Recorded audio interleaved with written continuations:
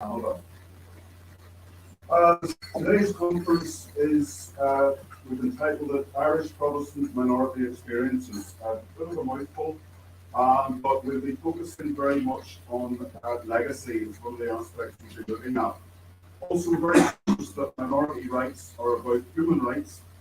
So when we were thinking of who could chair the event for us, we thought immediately of Jeff Dudgeon, veteran human rights and legacy campaigner from Belfast.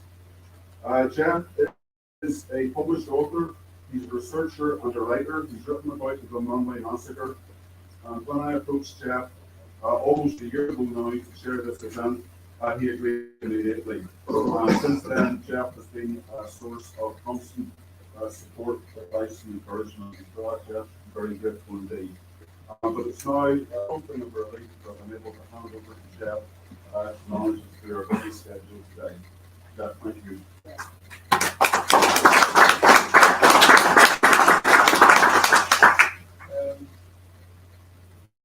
If you can't hear me, tell me. So, I'll speak up. Thank you very much for that introduction, Neil, and should say Neil is like yourself and thank Alan for this event. And it's wonderful for me not to be an organizer, but to be organized and to be immensely well. And a warm welcome to you all. I appreciate you coming from so many often distant parts to the Dunmanway Discussion Group's first conference. Our title today, as you said, is Irish Protestant Minority Experiences, and that's from the 1920s through to the 1970s. This is an unusual, if not a unique event dealing with such controversial aspects here. Our gathering is noticeably a meeting of Irish Protestants and Unionists, but there are here conspicuously others who warm to different positions on the island. Today we will discuss, learn and debate the historic legacy of our 20th century conflict. We meet in Dublin because it's the capital of the Irish state. And where Protestant and Irish minority and smaller minority. A century ago, with the group firmly on the other foot, faced three options. Which side? Some did so early, like kind of Marxist education or not done, but they were untypically often up with that. Two other exceptions were certain flags and options. The second option was to leave, and many left. At least 40,000 became involuntary migrants as it turned, and 100,000 people of Protestant faith disappeared in 15 years according to the census of 2026. They left for all sorts of reasons, but most notably here, I think. This left an even tinier Protestant minority. Some of those who left went to Britain, more to Northern Ireland. And it's unsurprising that hardly ever marched to Belfast, but so many Northerners have relatives who, after partition, moved up or across for reasons of intimidation, security, or economic advance. The third option was to go quiet, like most southern Protestants did from the 19th century until recently, when Ireland was thought to pass beyond the old enmity. A very few who stayed did not go quiet, so ironically, they were mostly Catholic. Instances vary down to the southern Protestants and youth, who both did not go quiet, and actually grasped the position of young Protestants, and that's the late Roman Robertson, art curator and writer, who spoke through his great book, That Chronic, and his later memoir, and he was no attempt to very much farming class and trying to meet. The era of quietness should be long over, but it lingers, particularly in the churches. It's followed Twitter in the last few years, however, the rage has returned, which I think is not disconnected from the growth of Sinn Féin in the south of Ireland. Today we are in dangerous territory, querying the state's foundation myth, reassessing Ireland opposed to the Protestant minority, and to the IRA's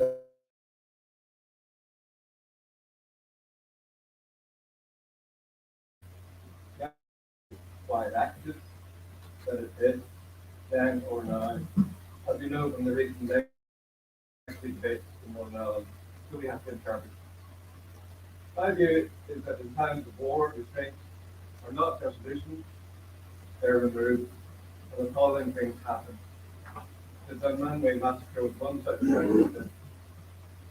It could be argued that given the history of Ireland since the Norman invasion, not to mention the earlier Viking colonization, and not least the events of 1641, 3 years from 1920 in the south were remarkable for the relatively low level of violence meted out from minorities in most areas. Certainly it's different from almost all other 20th century European conflicts. However, relative to strength wasn't obvious the further north you went, where the ethnic conflict continued over contested territory, and the death toll was more balanced and proportionate. In course, the Protestants were never a threat to the new order. The Dunmanway massacre was about to end. This morning, Brian Walker and Ellen McWilliams estimated the 20th in their different ways. In the afternoon, Graham Walker and David Jamison will deal with the quieter intermediate period north and south. The 1970s war crime was the IRA campaign's length and the final decimation of the border posts. And speak of that from personal experience. Owen Harris will wind up in an overall assessment of where we have been and where we might go next. Owen has been involved in some of the major milestones in the reopening of the events in 1922, notably his work with the 2009 RTE program called Study Secrets and later Antos Data for the Long Silence. Notice that in the room, we also have Ken Myers, who is commended for his work in opening up this same area before we country. To conclude on the main topic issue, the Dunmanway aspect, the Dunmanway massacre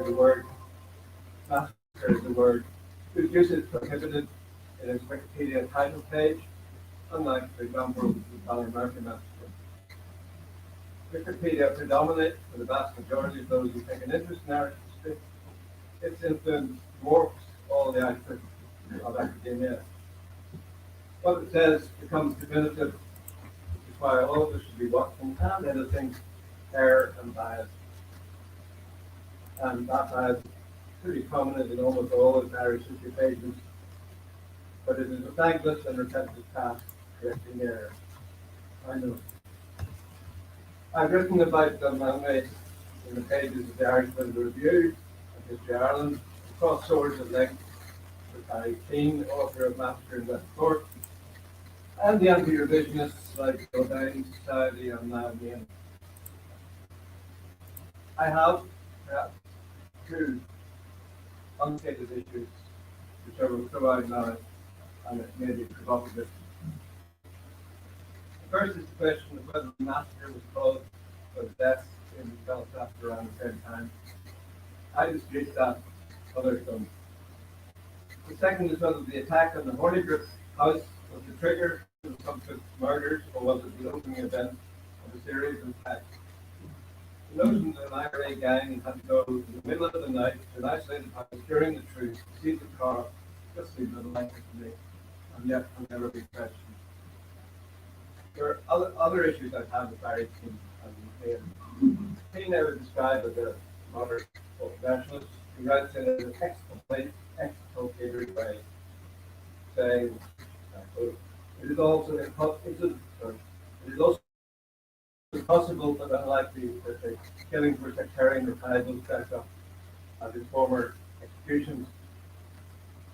Whether the men selected were actually spies and informers is not relevant to the fact that they were suspected by the members of the IRA of being so. He then adds Herbert Woods, one of the Australian points had clearly broken the law when he killed McNaughton, saying his family should have been brought before a court and tried for murder. King concludes his book by writing, "There's still the unfinished business of the final resting place of Woods and the two Hornigroves. I'm covering this will be the next and final part of the story. I concur and therefore urge the Irish government to add the Dunmanway Treaty, who now being described as being very secretly and both in perpetuity to the work of the cross-border body, the Independent Commission for the Location of Victims Remains. In this instance, I have to say I welcome Ted from the Commerce Department of LA Barrow, who has come on our invitation to hear the event this morning. Now, Meehan repeats what's read through the Wikipedia entry. Evidence tends to suggest that these civilians were targeted due to firmly held beliefs that most, if not all, had acted in concert with British forces. Well, I dispute that, not least because pretty well every Protestant up until 1922 would have been loyal to the state they found themselves in at that moment, which was the United Kingdom state, and their loyalty might have involved silence or quietness, and in few instances they would actively help their state. Most instances, I believe they could quiet and went along their way as people do. But that's an issue others will address of who were the victims and why they became victims. Anti-revisionists, here, increasingly take a militaristic view of the century's conflict and see loyalists and thus most Protestants as effectively collaborators. So it's over to you to discuss, after you've heard first from Dr. Brian Walker. We have put out the biographies of all the speakers, so I won't go into the particular details. I should have, but I won't. But he certainly has written extensively about them and should be regarded as one of being experts in the matter. So thanks, and we'll start off now.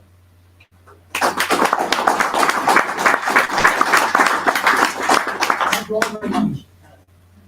The one fact wasn't revealed, but we both went to the same school, so I don't know. I will let you all this morning, and I want to make sure I'm heard.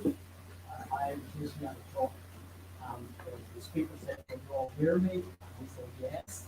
Whereupon we lowered the voice, and we proceeded to the whole lecture with no one indicating that we couldn't hear. So if you can't hear, please kindly let me know. I'm very pleased to hear this morning. I congratulate the Dean on a great initiative and hard work in organising this event. We are not the end of so-called resident. During the years 1912 and 1923, although this is slightly on the left here, it's been a very interesting time. We begin to recall important events from the turbulent moment here. Where historians have cast new light on such events. Compared to the very divisive approach to our past since 1966, it has been possible to approach recent commemoration in much more respectful and nonetheless, the happy times of the comfort of history of sometimes. This is especially true of the Dunray Massacre of April 1942, which we discussed in our talk this morning. I will start by examining those events in 4 days to April 2022. The next look to explain them, which led to my own explanation. I will then set these events in the broader context of the policy community affairs. Another feature of the vacancy centenaries is the empire has provided an opportunity for many to explore their own family history during the year. Sometimes we find matters which are hidden and serve to illustrate the excellent detail. Let me tell you briefly, very briefly, my own discoveries. One director office in Northern Ireland in 2012 published a list of all the signed was from. I discovered that my grandfather, Carlisle Walker, signed on London, 1912. My other grandfather didn't. His name was George Samuel Mercer, son of a very prosperous farmer in Montana. With one problem, he was a second son. So he went to Glasgow, as in my grandmother. My grandmother came from another big Protestant family called Paul. They had a big orange movement. She was called Monster. She was the seventh child. So they went to ask her where it cost her. Now, the interesting about my grandmother, her name was Edith Longstead Gresham. The Longstead bit is very interesting. The village her linked to John Longstead was then people on our middle on our connection. He was my great grandmother's first cousin. In 1917, he took over leadership of the Irish Unions. Some of the people he did so because Parliament stepped up. So that was now all this was very strong unionist anti-slavery. But in 2016, I did the shots. I received an email on the 10th of March 2016. The city said I believe they're doing it. But I took one message, and it was something called Larry Cunningham in California. And during family research, he discovered that his great grandmother, Annie Yoder, was the census of 18 years in California for my great uncle, Philip Walker. Uncle David Walker was a doctor. He qualified at age 19. He went in 1865 to America and joined the cavalry. He was a surgeon in the cavalry for 40 years. And then in 1880, he was a resident doctor in the Torres Doors and Boulder in California. This child is ancestry. And he then said that he was wife from Kentucky. And then he said, my wife is related to one of the warriors in 1960. And he gave the name Michael Malcolm. Now, I have to confess, I didn't know Michael before. I discovered very quickly he was no good story. She was South Irish, she was young, coming down Steve Green and Roy Search. So I initially my goodness, mother is your wife who did Michael Malcolm. And she did. Right, her name was Louise now coming. With Michael Malcolm had a nephew. In 1930s, he went to England to play football. And then she explained to me, during the war, he met her mother and they were married. But the problem was, she was Irish Catholic. Sorry, he was Irish Catholic. She was Catholic. Promise of the Queen to America. So he said, well, I said, I didn't see this. So they arrived here in May. Not April. It was April, big parade for Street. They came in May because they were there for the occasion. The 8th of May, which commemorated the 100th anniversary of execution. When I met Lily, she said to me, she had actually went to the back. She said to all the relatives, the 1960s people, the GBO. She couldn't do it. She said to me, if only she thought of it, she would have given me birthday. Am I going to stop it? I'm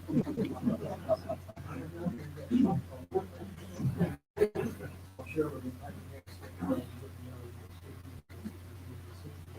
Something very disadvantageous. But this shows the complexity of a national economy. But let me put it to the Ryan, can I just interrupt you a second? I got a message from Toronto. They can't hear you on the live stream, so behind you the microphone, please. Thank you.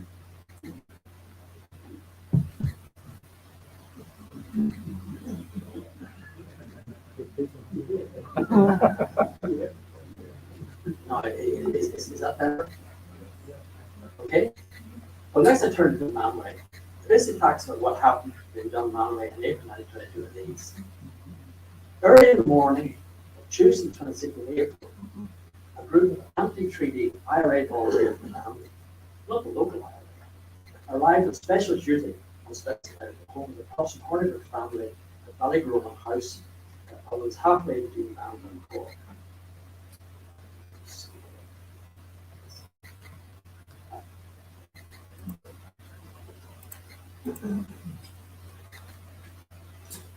When refused entry, their commandant Michael and Eve tried to break into the house, but was shot dead in one of the inhabitants. Later that morning, a large IRA party returned, captured and then executed through Hornibrook's and another family member, Captain Cruz. Their bodies were buried on unmarked graves, which remain undiscovered to this day. In the following 4 nights and days, Republicans carried out a whole series of attacks on members of the Protestant community in the non-West surrounding area. On Tuesday night, and early Wednesday morning, in Dunmanway, 3, including an 81-year-old Draper, were killed. On Thursday night, in the Ballyeen and Enniskeane area and Clonakilty, 6 were shot dead. The dead included 16-year-old student Robert Nagel, who was killed when the attackers could not find his father. On Saturday night, a 69-year-old farmer, Bradfield, was killed in the local area. It seems that several gangs of gunmen were involved in these murders. Besides these 10 deaths, another 19 were targeted for escaping their lives. All the victims are listed in Robin Bury's book, Buried Lives. All the dead were Protestant, as were all but 2 of the other 19 victims. Large numbers of Protestants now fled the area, many not to return. We have descendants of 2 of them here today, Neil Jago and Ian Beamish. How have historians described or explained these events? 50 years ago, there was no mention of them.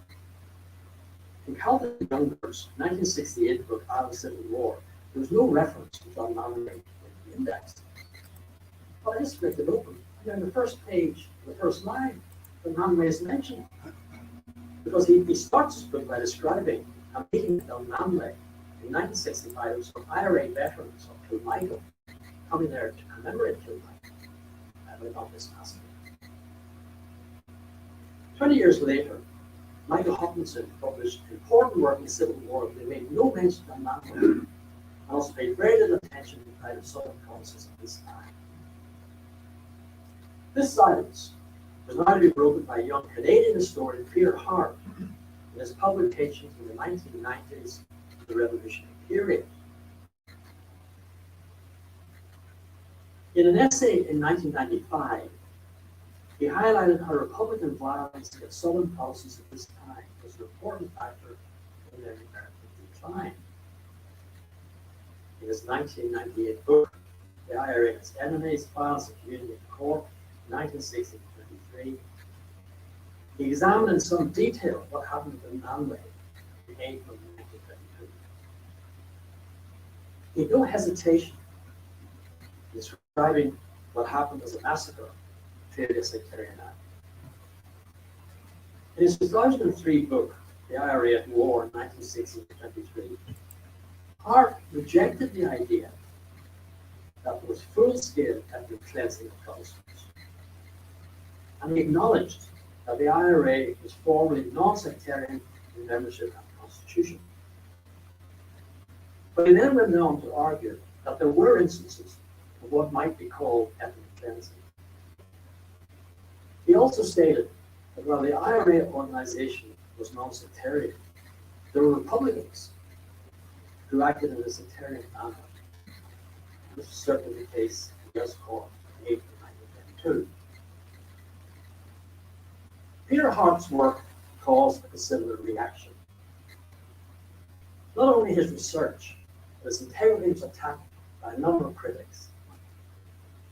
Special attention focused on his revelations about Dunmanway. New theories emerged to try and explain what happened. Now, some of these ideas were very far-fetched, such as the allegation that the victims were killed to avert possible British invasion. Others sought to explain their deaths as a result of alleged involvement with informers, connection to the British Army, or membership of some anti-Sinn Féin society. No doubt there were informers in the area, but no firm evidence actually emerged in the these cases as such. It is doubtful that an anti-IRA Sinn Féin society existed in 1922. Mention on an IRA list of suspects, which is being talked about, which is these lists include dozens and dozens, there's hardly damning proof. Allegations made were often tenuous or not meaningful. But there's still people searching or fishing such nets. Curiously, their only attention is versus now, even such that how makes movies more than times over in 9 months. This is April 1922, not July 1922. But Peter Hawken joined like 10 from early age. His work is again instructive by others, as Owen Harris and some of his attendants. The principal argument, in my opinion, against the appeal of the experience of the is that at the time, not a single person said this. No comment or speech was invented before the press make these allegations. For some people, such claims were explained, great exchange. They always stood up to the contrary. An article in the Action in the 28th of April reported that the first list of Francis Morris, a popular for the country, and the murder had greater popular, both in the national interest of the nation. At the meeting of Boundary District Council, Chairman John Woodman said that he was personally better testimony of many most wanted by the enemy, which had been supported by the policy makers. This claim was backed by another concept, Timothy Murphy, who said that some of the victims were sheltered on men and inferior in the British forces. Some McGuire, Lily Higher, and Edwards,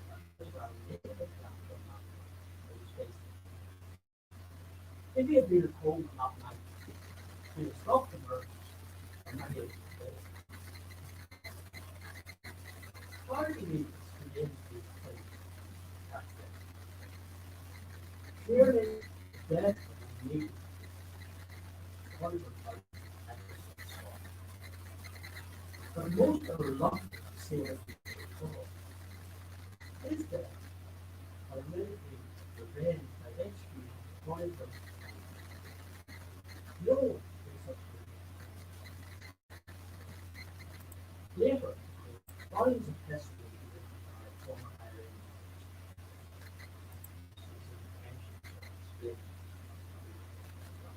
but it's remarkable to see that only one such testimony on my scholarship, really higher than he was much there. He later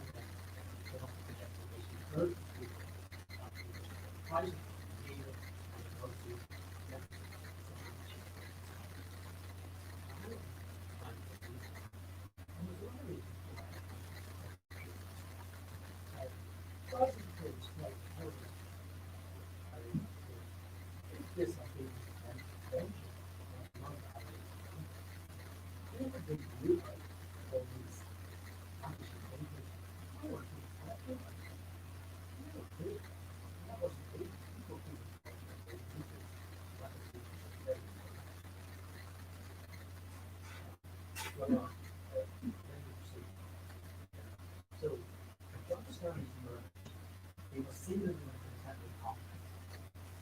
The early months of 1922 were a lawless period, with the ball sea, with wine and sea was all efforts were underway to create new places of Scottish divisions over the field, that is different factions seeking control over areas, threatening peaceful people. On the 21st of April, just before this happened, 21st of April 1922, Britain Ireland was elected president. Just now, Ireland is in the grip of the military power. The country is full of young men, some in uniform, some in civilian attire, all bearing arms, and going through a military evolution. Very real. Events in the north impacted on the south. The best part of many reports from Northern Ireland that the captain away. By the end of it, there were 97 murders considered in the last 2 months. days prior to these events, the court saw up such and such. An Irish Independent article on the 26th of April was headed, "Stabbed by the Belfast Catholics, the 150th focus." The paper, on 22nd of April, reviewed all this, had to state the Catholic Church. They claimed the Belfast Catholics were, quote, subjected to Islamic persecution and hardly terminated the vigorous suffering of Palestinians. The paper also carried a copy of a letter which might have been sent to the Irish Times, which said, "Trade protesters out of coverage of persecution of Belfast Catholics and presented prosecution." There is a week of enormous tension, enormous events, really impacting the and I believe it's a very attack. You know what I mean?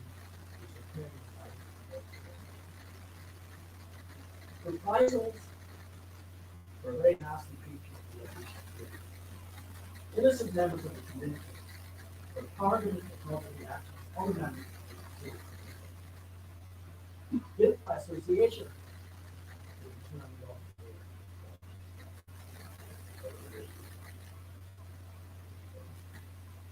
in December 1920, Cork City was burnt by British forces in reprising the IRA action. For example, the IRA in Cork also carried out. Believe it or not, at this very moment, the right occupied took down the road. There's a same document. I've been very bold fellow. And in the comment on that, dated 16th April 1971, Court number 2 IRA today, that C.P. Oliver of Rockdale House here in Michigan said, on Wednesday the 23rd inch, the enemy bomb destroyed 6 houses of the Republican rising to I have to release the here by order, saving and destroying his property.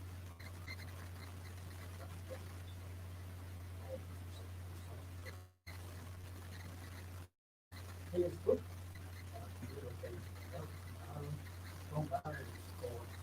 our only fear was the kind of only early 1923 was when the special the 24th of March 1923, 6 members of the Catholic were murdered by police in the height of the murder of 2 men. On the 17th of June 1923, in reprisal to the murder of the 2 IRA members,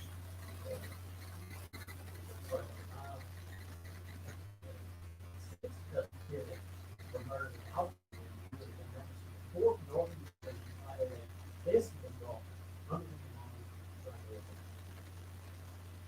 his great granddaughter was recently removed spiritual wounds from a testimony on the Irish Civil War. She recorded that her great grandfather was highly offensive when a visit to the States. The police are trying to get and discover the vision role in helping the possible. This background helps explain the words of that man. At the time, the strong condemned widely viewed sectarian right perspective. On Sunday the 30th of April, a local police candidate said, "The lad Orange learned the Catholic in Belgium. He saw no reason why innocent folks should be shot in some way." The Catholic Bishop of Cork, where would they find themselves? In the North Protestant, between the murder of Catholic Benedict and the South Catholic Protestant. That's in the long term. In the American government.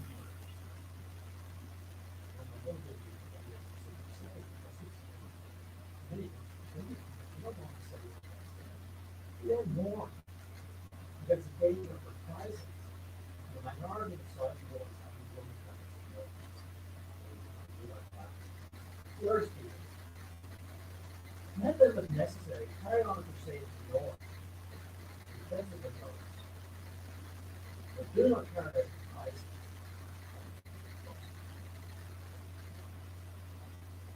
Especially children. In May 1923, and they treated propaganda issues public.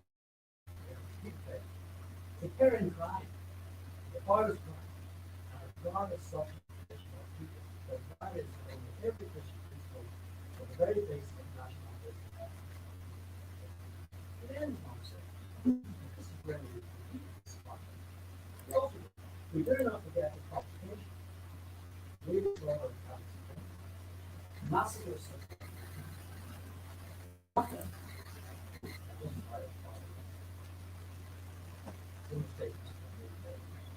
on the 12th of May 2012, Michael Collins, West on TV, and also that turned around detonated from the appropriate reassurance because of what's going on. He prepared his brutal murder. He stated that the government will ensure civil and religious freedom. He also said that it was obvious that the revolting murders in Belfast were expected in such a situation. But the Belfast massacre was not considered any justification for the outrageous use of devastation. In many countries on the earth, the condemnation is not only a problem of that's been important. But the linkage to events you know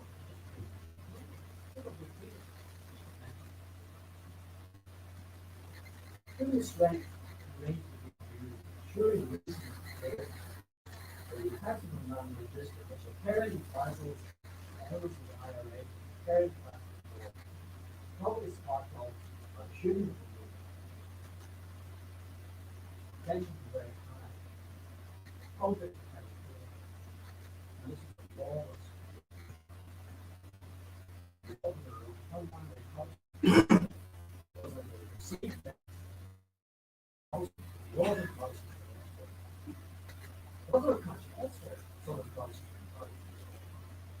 with reports a number of cases of health bombs have been non-safe away from Pfizer and Pfizer.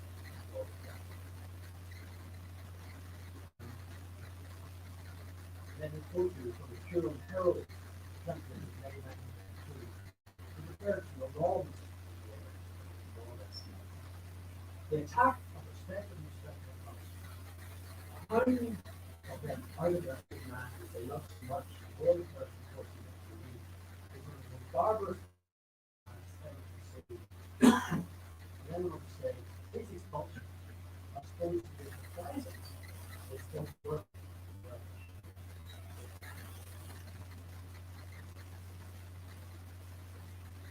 When you look at these murders, there are reports, large number of bodies Joy, the government strong and death. I was studying after the murders, virtually all the Catholic churches in the Romania and neighborhood expressing sympathy, moving consciously on those churches. Investigation of the murders, there was a Republican police led by radical government ceased. In 2004 and 2013, God published a report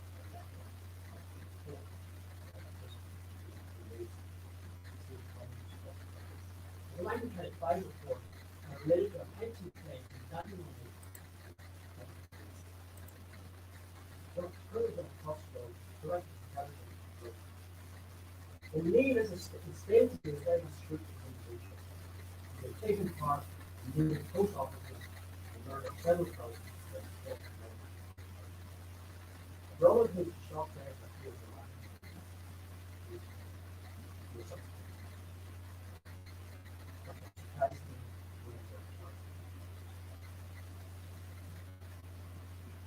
Before long, home companies were sold for most causes were not directed all the but many of the take it back.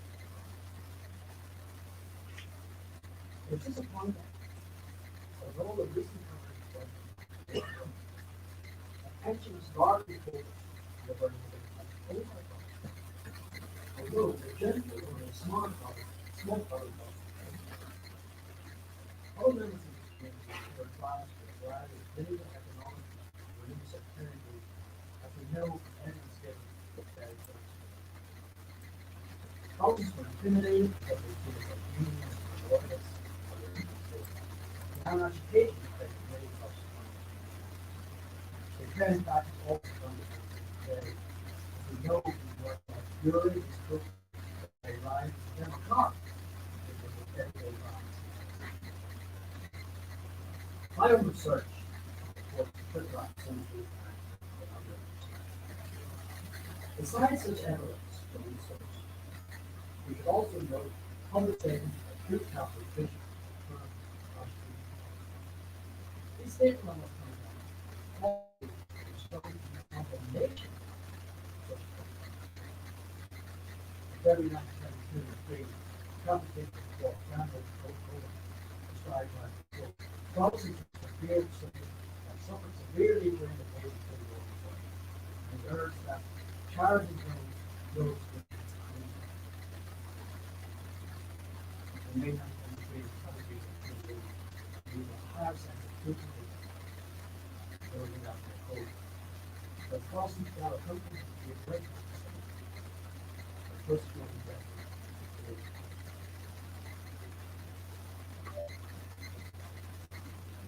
violence in this period caused many problems. In the sermon is a topic of the government in the year of the meeting of the city for the child, Bishop Peacock, so the impact of his death.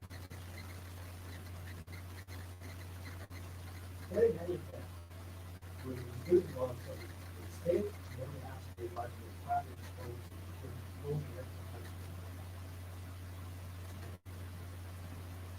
Their departure will be an important factor in significant fall in the number of 1911. We can also note that the civilian population of York City that was 30% of the year. In fact, every 27 laws, 10%, nearly every county. Remember figures from Monday in 1911, so in 1926, 108 members were fired, getting on 8%. On the 13th of June 1993, this population called the Royal Sea was addressed to the United States. Many of our people instructions mostly. But by way of sort of optimism, during this period, Roman Catholic Church, who mutually trusted each other always passed. At the end of July, Bishop Thomas there spoke to two new dioceses he urged people to warn. One of the worst results of civil strife is the risk of maybe and happiness during many generations. He praised the idea of forgiveness and faithfulness. This approach, I didn't forget, is an approach to just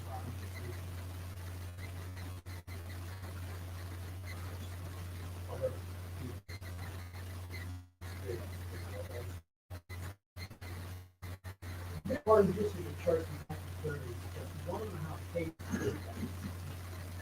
This period really only first mentioned in 1998. The new history of the church, written by Alvin, again, no. Finally, let me make Why did these murders take place? Well, I have to say, it's down to Michael Collins, Berkeley Children, and Annabelle Day. They believe these attacks were non-traditional reprisals, elements of IRA,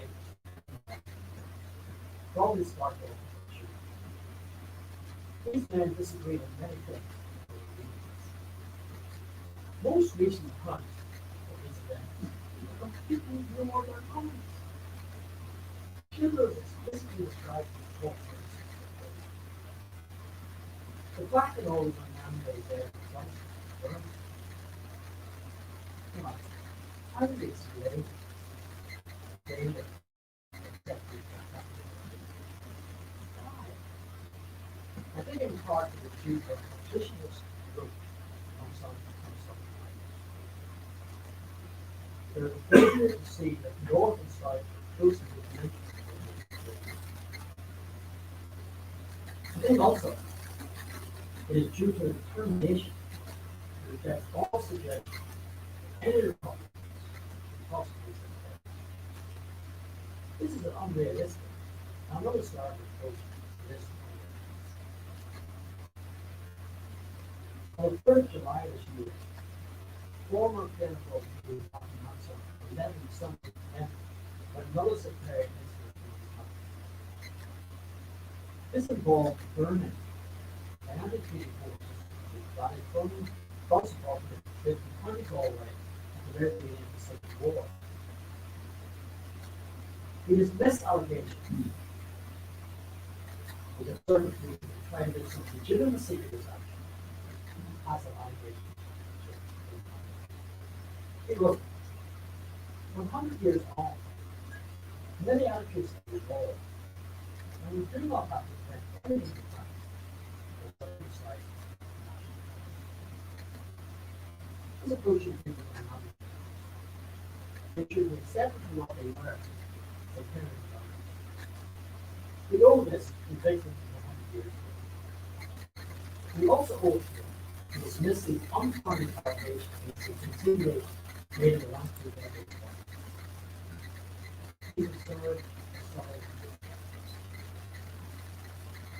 Let me say final word. The impact of these murders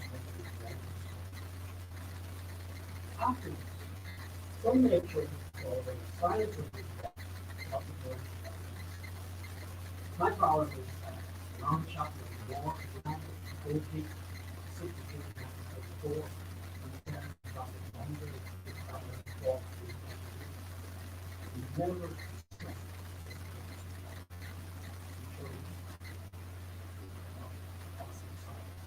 I think probably the same loss of food. I think that about 6 years ago, I was contacted by people who said that their mother had been some kind of research and found they were related to neighbors. 16-year-old son, they want me like I'm asking for since met another young person, a related to neighbors, who really became recently known for others, however, these events have an impact on remain in an introduction or Charles Scott, descending from murder terrorist being created. Because by that event, there is a picture of his life. Lee Jacob explains that after 20 years he got from Leslie in his life next time. Today, however, today marks a new stage in the story. We live with power here to make sure that these events are explored and rendered passionate tragedy. We remember the fact that it died. At the same time, this occasion has been made special by the presence of the she describes in her own book, wounds, war, and conditions. First people after the Republic in West Cork. She tells how she discovered the hidden history of events 100 years ago, which had such a dramatic effect on various constantly in our third part of the world, not which she grown, and fought about it with her brother. She dedicated the book not only to her mother's family, but sacrificed to her but also, the families who lost so much in the Hungarian massacre. The atrocities took place in the 16th to 28th year in 1973. Ellen White. History cannot be undone. And we'll live with much. Some go to prayer with partner on the wind and hope to be. Here's reflections of God need changing life. It is only by confronting the past we can hope to achieve understanding and confidence.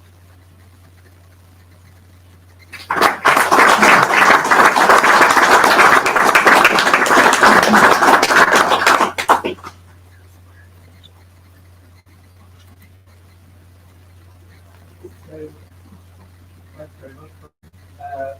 We have our next speaker, Alan McWilliams, who's by University. I'm sorry to ask, Diego, as was mentioned, you're asking for giving out of something you did, Alan. And as I say, in my video, it's not easy to trust the evidence provided and emphasize that others do. Alan, have you been thinking what is after coming to more? You rightly references occasionally every revolution finds a new way of hurting its children. That finds in our interest. A new the formal introduction. But we go here. Certainly, yeah, I think we better turn the microphones on again. We're having urgent messages from Toronto again. Actually, I'll just stay here. Okay.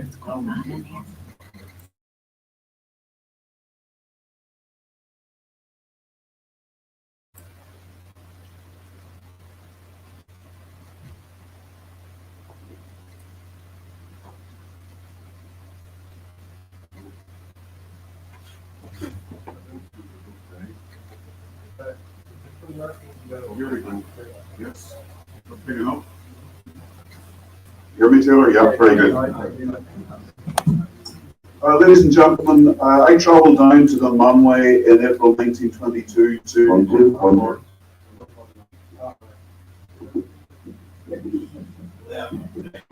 Okay.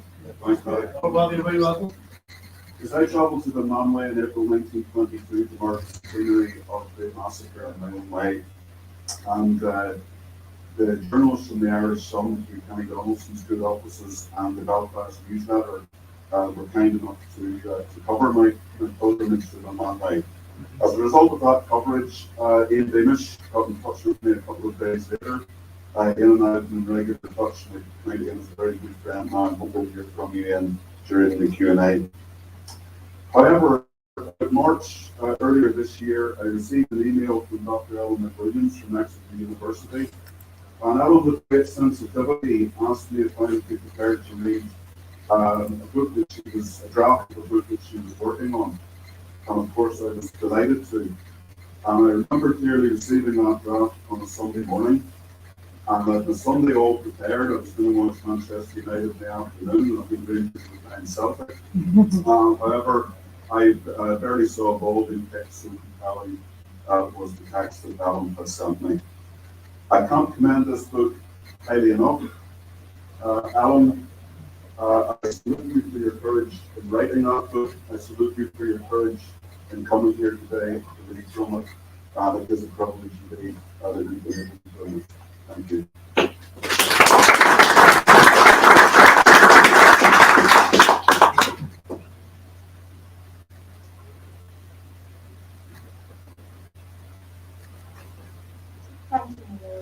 so much, and thank you, Brian, for setting the scene in ways that I cannot.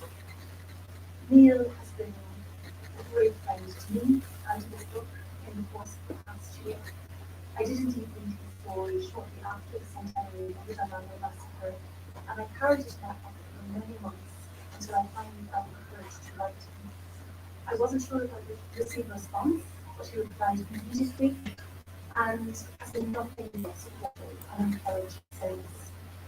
I know some of the work that Karen has gone into preparing for today and the time that we has put into this event, but he also knows that he was behind writing this book, which was a difficult and challenging process and came to cost. Neil has written a very moving section to as has Charles, the grandson of David Gray, who was murdered during the days of April 1922, and I'm usually grateful to both him and Charles. I would not have published this book without their blessing.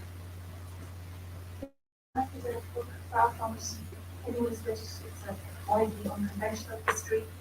I reveal far more of myself than I had ever planned to, but my feeling was if I was going to write about the pain of people who raised me, people I had loved, my people, then I had to offer up something of myself. It's not an academic book, and I'm not a historian, but it does honour the brave work of all of the historians. And indeed, I'm very grateful to Andy Bielenberg for providing a historical overview at the start of the book, and also to Bill Ralston, Mike Thomas, and Robbie McCoy at the nominating books for being wonderful supportive editors and for allowing me to tell the story my way. Resting Places is a book about the power of what the philosopher James Hess calls the ghosts who run our lives. It's a book concerned with buried family histories and how lives could conceal traumatic histories of revolution, conflict and atrocity, and in particular how the sons of civil war, what Seamus Heaney made neighbourly martyr, continues to haunt the present. Writing this book involved a slow-moving and difficult excavation of a family and community history I had carried all of my life, even if I did not know it until now. This history haunted my dreams as a child, and only now can I see that it has shaped every part of my life. The constellation of spaces we were born into, familiar faces, laid the foundations of our earliest years. They stay with us as we grow. And I was born in 1977 in desert surface in Midwest Cork, and grew up on a road on which every other house was Catholic, Protestant, Catholic, something close to an experiment in interfaith collectivism. I grew up near the Georgian rectory at Pullman, which is not the big house of the Anglo-Irish imagination, but a relative of it. And it came as a real shock to me as a child to discover that not everyone born in Ireland grows up in what we would have once called a mixed community. But it's only in the past 2 years that I have fully engaged with its history, because as a child in that part of the world in the 1980s, in my case as a Catholic child, one thing we knew from the youngest age without ever being told as much was that conversations about politics, religion, and the troubles current and historical were best of all brought together and needed to be approached with immense care. My lack of knowledge about the West Cork Protestant community is not born out of any willful ignorance, but an instinct gained early on that to ask too many questions about this history was to risk causing pain, real pain, to people who cared about and who cared about you. Some of our closest neighbours and friends who were always there for us, even though we attended different schools, different churches. If this book is anything, it is a prayer for the place that raised me, and is written in loving memory of those who are no longer with us. I also wrote this book for my small son James, who as a child with an English Protestant father and an Irish Catholic mother has his own place in this history. Resting Places tells the story of my maternal grandfather, grandmother, and my great-grandparents, all of whom were in West Cork IRA and Common Law, and took the anti-treaty side during the Civil War, but it has in its centre the heartbreaking history of the Dalano killings. This book also tells the story of Thomas Bradford and Timothy and James Caffrey, who were killed during the War of Independence in February 1921. I know the house of Thomas Bradford because it is the house I grew up in. And I'm going to read the very final chapter of the book, which brings this story all the way home. It also offers a reminder of just what good friends the Jables of the modern Canada were to my paternal grandfather, standing exactly 100 years ago. In the morning, a cowboy and a golden train. So, here's a paragraph following in the East of the 1920s, the revolution, civil war, and the decarbonization that may be of interest to anyone who cares about such subjects and stories. There is a place in Moscow where 3 men were murdered in the same square mile within 14 days of each other in February 1921. I know that feels well. The intimacy of districts from race, kissing and crying, because I spent long hours and days searching for blackberries and flowers and white chestnuts when I was a child. Calling the lines of riverside and store the line is a mystery to me. I have always had a mirror shard of the history in my possession, but it only recently pieced me like to life. Something that makes me like to have time, faith and care, to slice the flesh and eat it. On the 1st of February 1921, Thomas Bradley, another survivor who was 56 years old, was, as per the eyewitness reports there, tricked by the Irish British Army in his own sitting room into believing his lawyer sympathies and into reading too much about him. He was taken and shot quickly in the corner and left to the side of the road to look to follow the night was left. In Ireland, the word reformer will always carry a deadly charge worthy of dictionary, as was the word sympathizer, which can be turned back on its natural meaning so forth its not to betray. These are words which tend to escape our truths and offer absolute contempt, but for all of their talent they sometimes fail to convince, most of all in the story of the existing events, with the murder of innocent men within the room. I am often been struck by the families in this town who have intertwined with the story of the revolution as quiet spoken on the subject, and refuse any deeper foundation of history, however much they might honor the courage of our ancestors, or base it all on sacrifice and knowing in the future. We are reluctant to say too much about it, or speak too freely. It is almost as if we know too much about the past of the history, and so, however much time passes, we continue to choose our lives with the grace of God. Thomas Paine says that he died of shock and hemorrhage caused by gunshot wounds. The inquiry into his death and crime first at the suicide, but the second died from his heart.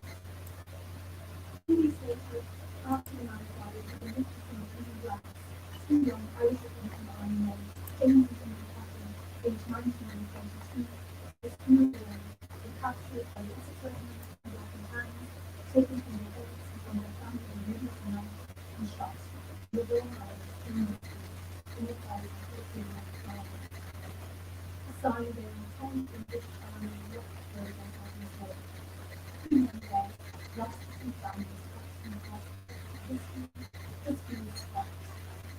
The young man's father, the leader of the broken bodies of his 2 elder sons, is remembered for having spoken publicly about the murder of his older man and his family in the life of one of the best teenagers that happened. Thomas Bradley's family sympathized nothing but the opinion and voted in Protestant books. Their Catholic servants were left in charge, but soon after, they too were blown out. The farm was put up for auction weeks later. The auctionist can describe the house and garden as built from tenants, and mention that there was a daughter richly happiness. The detail of the personal effects and domestic objects included in the story made it the most famous reason. The auction that took place because this and other attempts to sell the farm in the years that followed were made impossible by signs that were put around the house, warning that anyone taking the keys and informers or relatives of the farm would be able to set straight. When the time came for the stricter belongings to the next story farm, a haunted house was taken over by inhabitants and continued to put death to save the family's house.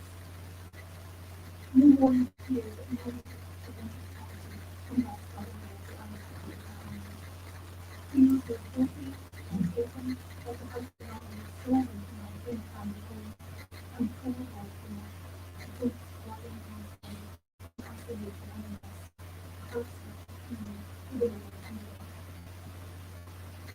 I think about the first breath of this inhabitants, fair woman with strangely formed and wonderful, stripped and warm and stank, and knowing the weakness of her life and of history.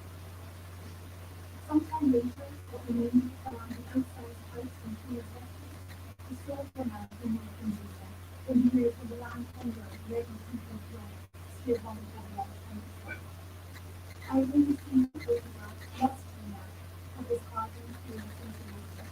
My own legacy is void into the name, the man who was my favorite grandfather.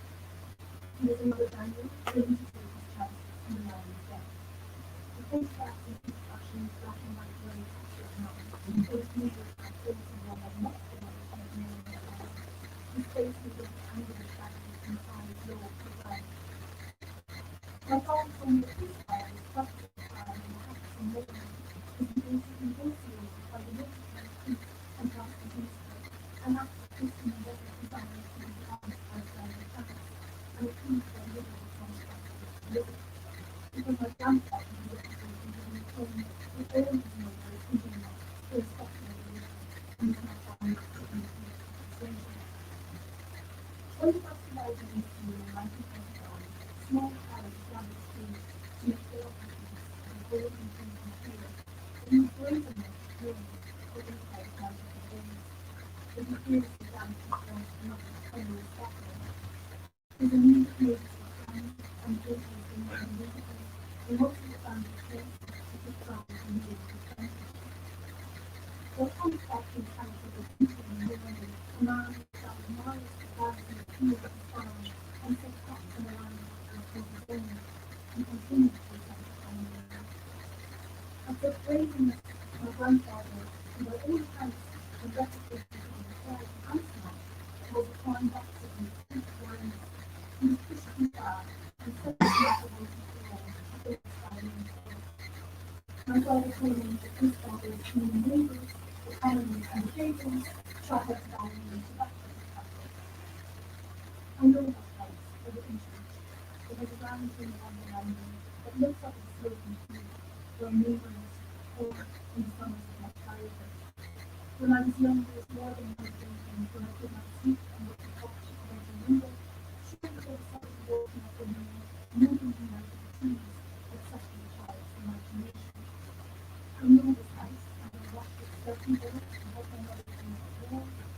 On bright mornings, sunshine warmed the kitchen and filled with light. On autumn days, it moved across the wall of the stairway, down to the hall, bright days, quietly, listening out for ghosts. I know that there are times this is me, and that will expect to come, when you reveal too much of what you know, so that I must be first, and it's not what you know to face execution, so being informed. The model character is still remaining in place, presumably with the least could not be. It is beautiful, unspoken object that is now made with Christian. When I think about our neighbors and friends, who do face this so hard to community that helps raising me, I think how lucky I was to know these deep, beautiful, chivalrous people, who whatever shadows of the past and friendship can be hard to me, were there to tender happiness of the life as if it were their own. The man who had the story, the cleaning, the shop, the two doors, the top and floor, who spent Saturday morning assembling boxes of groceries, were all families on their own, carefully adding some time and drinking the food for this, and offering sweets to children they know. I remember admiring the precise look of their young family books of cloth and filled with hair, at a time when my own house was free and firm, chaos of spider and thorn across the blanket of the doctor. I wondered as a child, how I could ever learn to write a secret, and hope to live to my calm and happiness, but if I watched hard enough, laid out my prayer, and put my heart and soul into it, I would down. I try not to think too often about the nature of the terror caused by illness itself, to be strong enough to control the fears, knowing that he was out to die, or to worry with his wife and family work, even when the best of the body came knocking on the door of this house that I grew up in, as the century started slowly to renew my memory. On our next visit home, I would like to know the transit in his memory, in the sitting room of the house that was once his home. I would think again of his little heavy daughter and the pictures that he never had a chance to make. There are private issues and narration, away from the complex history, politics, and fishermen that are now delivering upon them His frightening endings predictable and hope in a fall.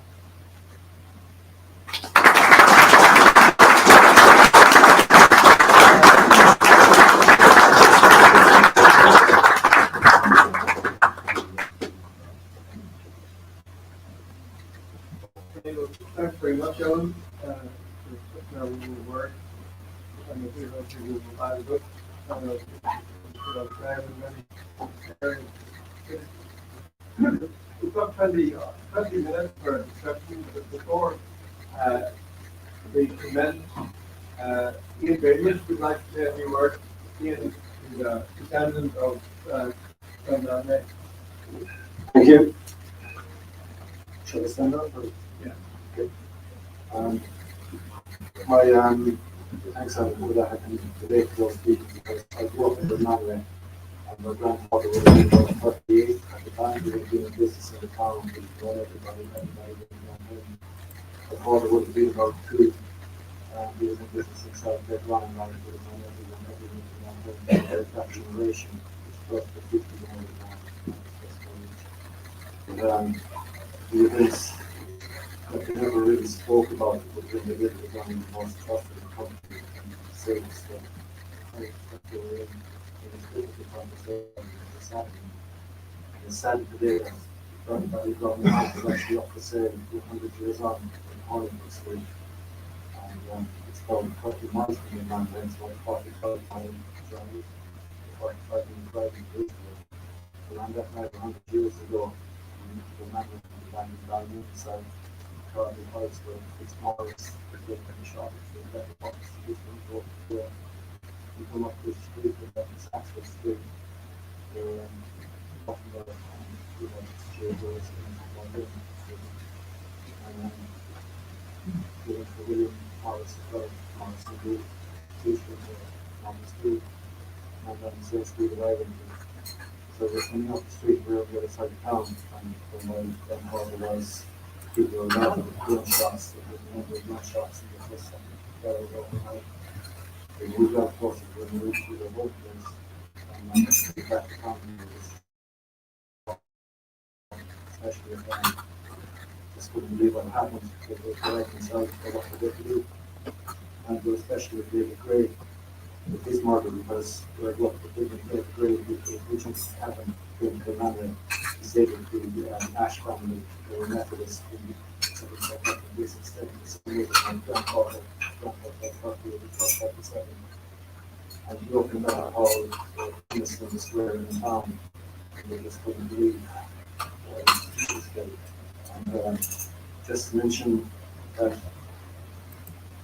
you've been so kind to everybody that I just had to leave on the right and across the way where he's buried right next to my grandfather's grave, buried right beside each other in town with such friends.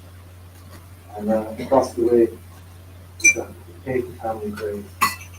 And at the time Payton as well, he was in effect on the property, his house had been taken off and his piece of taken just a few out of the area.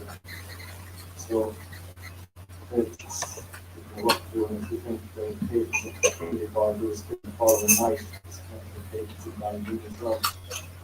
And consider that some years later that the big kind of North of Wilson, the 30 in Canada, he'd already lost his own son back to the song in 1916. He didn't receive his parishioners facing trouble back home. We wrote a note for an application of the send of Letitia Payton to the Irish Grant School in 1926, and described as terrible events of the night, 26th of April 1922, intimidated Protestant people, and many fled away to England. Among them, Mr. Frank Payton and his 2 sons, who left secretly by motor car 2 days after the murders and never returned to the manor. The fact that one of the victims, Mr. David Gray, was married to the sister of Mr. Peter Payton intensified the terror as far as the Payton family is concerned. And as Mr. Gray is a very popular chemist, very kind and attentive to the poor, no reason could be assigned for his murder. It was believed by many that a general massacre of Protestants was intended, and hence the panic ensued. Mr. Frank Payton never recovered from the shock to his nerves and died at St. Anne's, the sea which was like to let you take his own life because of the stress of what happened in those events in that time. And if you think that the Fitzmaurice family there um, was solicitors, and it was the Wolf Fitzmaurice family, they were solicitors, and as I say, William Kingston, who was a solicitor in Skibbereen, who worked with there, and he went after the funerals of Matt Sweeten and William Conlon in 1951, who were shot in their homes by the IRA before the best of South Africa. In the malls, he was. While in South Africa, I received a cable offer in the half share of the weekly visits of Francis Fitzmaurice and the mandate. I replied that I would decide nothing until I got home. That was a wise decision of mine because poor Fitzmaurice was shot dead in his own house by the IRA on 26th of April for no known reason. If I had joined with him, I might well have suffered the same fate. Other residents in the mandate and elsewhere were shot at the same time, and it was rumoured that there was a massacre of Protestants. It was obvious to me that we were sitting on a volcano about to erupt, so I decided to clear off to Dublin on the 29th of April 2022. The evening before, it was rumoured that the shootings which had already taken place in most other towns in West Cork were that night to be carried out in Skibbereen. In consequence, few minutes left in their own beds that night, or if they remained at home, they had well-planned means of escape.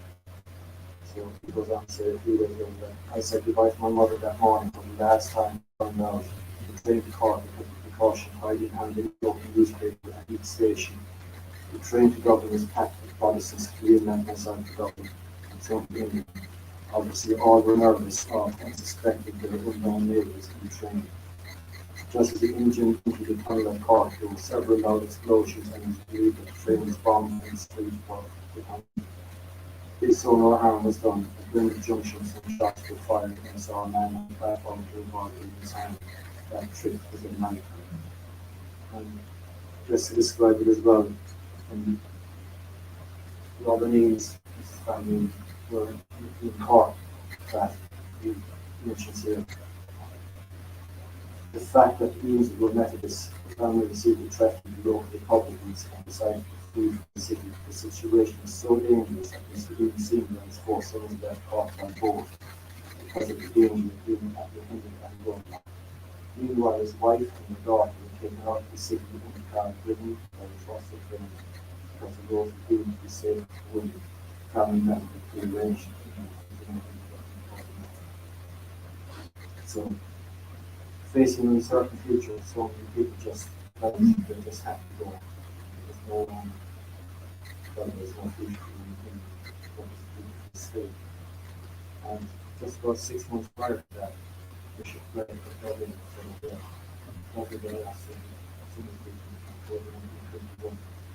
whatever our religious or political outlook may be, here is our home, and we have every right to be here. It is a very good thing for Ireland that we should be here, and it will be a bad day for a new Ireland if any large number of us leave this country. And yet, if we are to stay, we must behave with confidence. For 6 months later, I thought that confidence was shattered, and so many families left. Many years later, and even to today, my own father died. It's got no British bank account, people have it for it. And my mother said, "Just down overnight." And I feel it's still even used to it to this day,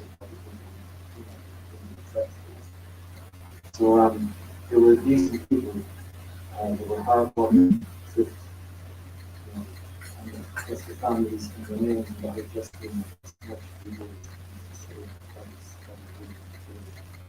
But as I say, just recently launched the Hall Martin had a speech where he said the failure to achieve the reconciliation of the Muslim peace process, but there's a chance to be able to implement it just last year to the 100th anniversary generation of the president or something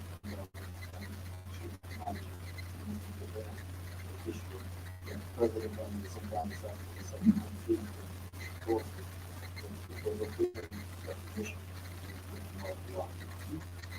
it says, "I'm driving there, except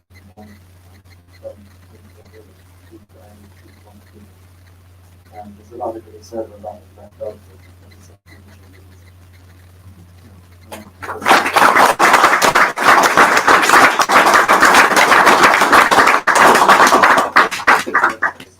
Thanks for that.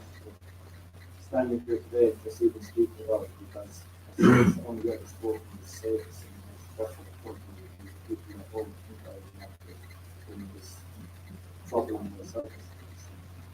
But that's why I guess.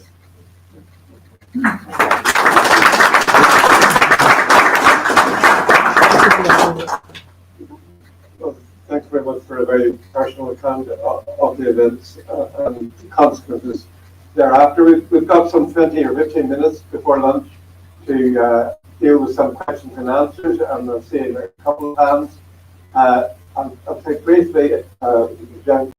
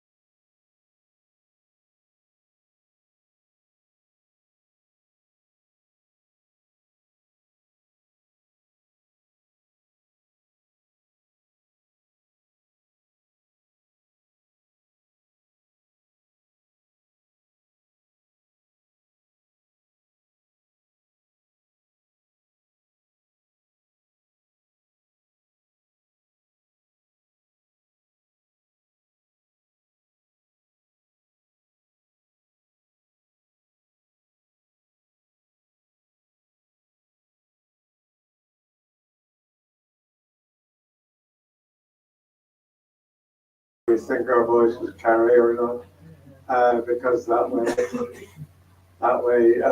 they can hear it in Canada and beyond.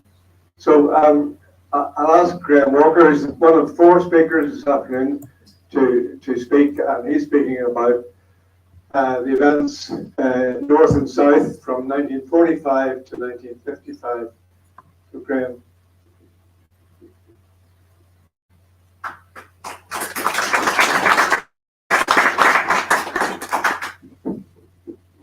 Thanks very much, Jeff, and thank you to Neil for organising this very important event, and for giving me the invitation to speak.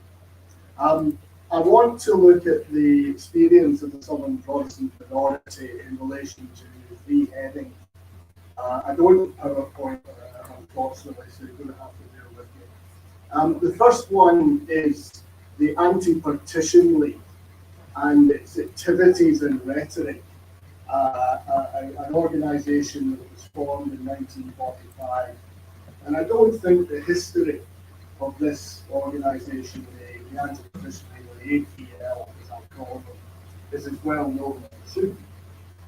The second heading is the repeal of the External Relations Act and the Declaration of the Republic, 1948 to 49.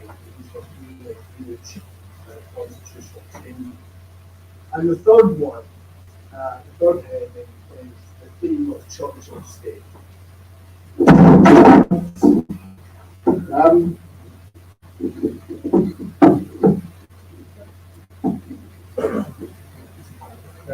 I think that's all right, as long as everybody can hear. Okay, I'll start then with the APL. As I said, it was set up late in 1945, and its purpose was to highlight the cause of ending partition and to bring pressure, both domestic and international, on the British government to act. The APL drew together nationalists and Republicans of all shades, north and south in Ireland, and throughout the Irish diaspora. And it entailed the support of all the political parties in the south, as well as northern nationalists, and many Catholic communities. From 1945 through to the early 1950s, the APL operated as a main vehicle of anti-partitionist propaganda. It was a campaign of formidable energy, scope, and intensity. Let me give you a flavour of the kind of views and rhetoric of leading APL figures. The first one I want to talk about is Malachi Conway, who was the secretary, the first secretary of the APL when it was formed. Conway was elected to the Northern Parliament in 1945 for the seat of South Armagh. And he said the following in his election address, and I quote, "At last in this year of 1945, we have come together like children round our Northern Ireland, to listen to her commands, to defend her rights, and if needs be, to shed our blood that her altars and shrines to God and God's mother may forever remain unsullied." Conway's piety was accompanied by a pronounced anti-Semitism. He depicted communist Russia as a handiwork of Jews who were determined to destroy Christianity. Conway discerned this influence particularly in Britain.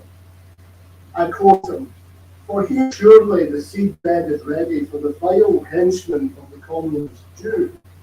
The crumbling edifice of Christianity, built out of the ruins of the so-called Reformation, has been deserted palaces of vice and pleasure. The standards of purity which we in Ireland hold dear and sacred are scoffed at in England." Unquote. Conway also praised De Valera, who he called the great leader of our race, and he declared himself certain that he was, quote, "but one of a bristling mass of Irishmen, Republican and Hibernian alike." Unquote. Now that reference to Hibernian indeed reminds us of the large part played in the development of Irish national politics by the ancient order of Hibernian theory, a Catholic society equivalent in many ways to the Orange Order. We don't hear so much about it, it's still around. I travelled through Newry recently, and there's a big hall, big AOH hall there. And as the historian Christopher Norton has put it, Conlon was, quote, a potent mix of Catholic devotionalism, anti-partitionism, anti-communism, Anglophobia, and anti-Semitism. Unquote. A lot of antis in there. And nor was he untypical. Another leading light in the APL, a Father Thomas Maguire, who vowed to drive the English out and argued that the Protestants did not belong in Ireland since they lacked, quote, the national mentality of the Gaels, unquote. Maguire had indeed urged cooperation with the Nazis during the war. And of course, it should not be forgotten that the IRA was in cahoots with Nazi Germany, a chapter in the past that today's Republicans wishes to regard as an aberration of no lasting consequence. And while we're on the IRA, it should be noted that the veteran gunmen like Dan Breen and Tom Barry addressed APL meetings and rallies both in America and in Ireland in this period, and they both advocated force to end partition. Indeed, the threat of the use of force and the implicit warning of another IRA campaign were features of the APL campaign throughout the period that I'm discussing. It's important to grasp just how feverish the atmosphere of post-war Ireland was due to the anti-partition campaign. This perhaps reached a peak in 1948 and 49 when the coalition government, comprising Fine Gael, Labour and Clan Flaachta, decided to repeal the External Relations Act as it then was and to declare the South a republic, thereby severing officially the last constitutional link to the UK through the Commonwealth.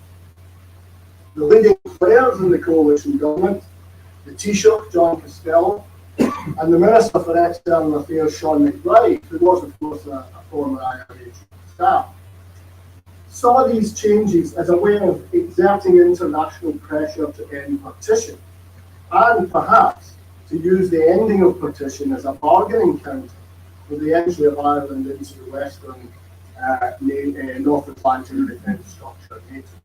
The stakes were certainly high. Reporting from Dublin in late 1948, the British ambassador, Lord Rugby, reflected on the way that public opinion was being worked up and thought it quite possible that disturbances would break out in the north as a consequence. All of the parties in the south were what he called separatists now, and the only political issue was how to outrival each other in anti-partitionism. Rugby's pessimism found expression in the use of terms such as malignant virus, quote, the half-unconscious cult of hatred, unquote, and, quote, the indoctrination of the younger generation by press, radio, platform, and pulpit, unquote. He used these phrases to describe the anti-British temper of Southern society. And Rugby's point about the South political parties trying to outbid each other in their anti-partitionist zeal, I think is a very significant one. The coalition government's ascent to office in 1948 meant that David Lennis Fianna Fáil was out of power for the first time since 1932.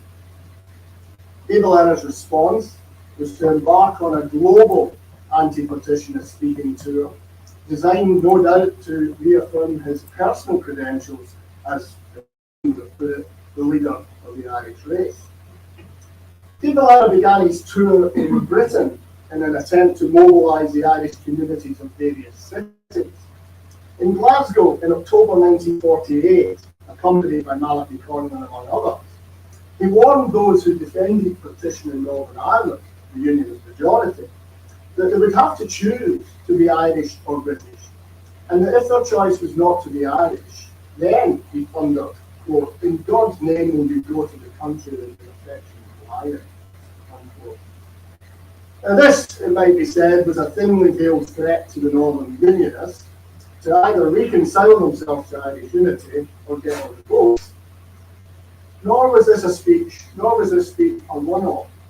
On the same weekend, that De Valera was uttering these remarks in Glasgow, another APL leader, the Northern Nationalist MP Cara Healy, made a similar threat to Northern Unionists and APL in London. This was clearly coordinated APL policy. De Valera and his various stops around the world repeated the message, quote, "If you don't want to be Irish, we're prepared to let you go and compensate you." As the historian Dennis Kennedy has put it, De Valera was offering wholesale transfer to Britain as his final solution. How might all of this impacted on the Protestant minority in the south of Ireland? Firstly, it's reasonable to suggest that they would have found the temper of the country in the post-war years uncomfortable, to say the least. There would have been fear that the bellicosity of the APL would trigger outbreaks of trouble in Northern Ireland, which might have repercussions for them. Indeed, the Unionist government in Northern Ireland in this period was facing severe grassroots pressure to stamp down on APL activities in the north. Many APL rallies were held in the north, and prominent southern politicians went north to address them. And it was quite a close-run thing when the irate Unionists and Loyalists did not take matters into their own hands. And in the 1949 Northern Ireland election, there was in fact outbreaks of violence, and the election was conducted in the most bitterly sectarian atmosphere since the first election held back in 1951.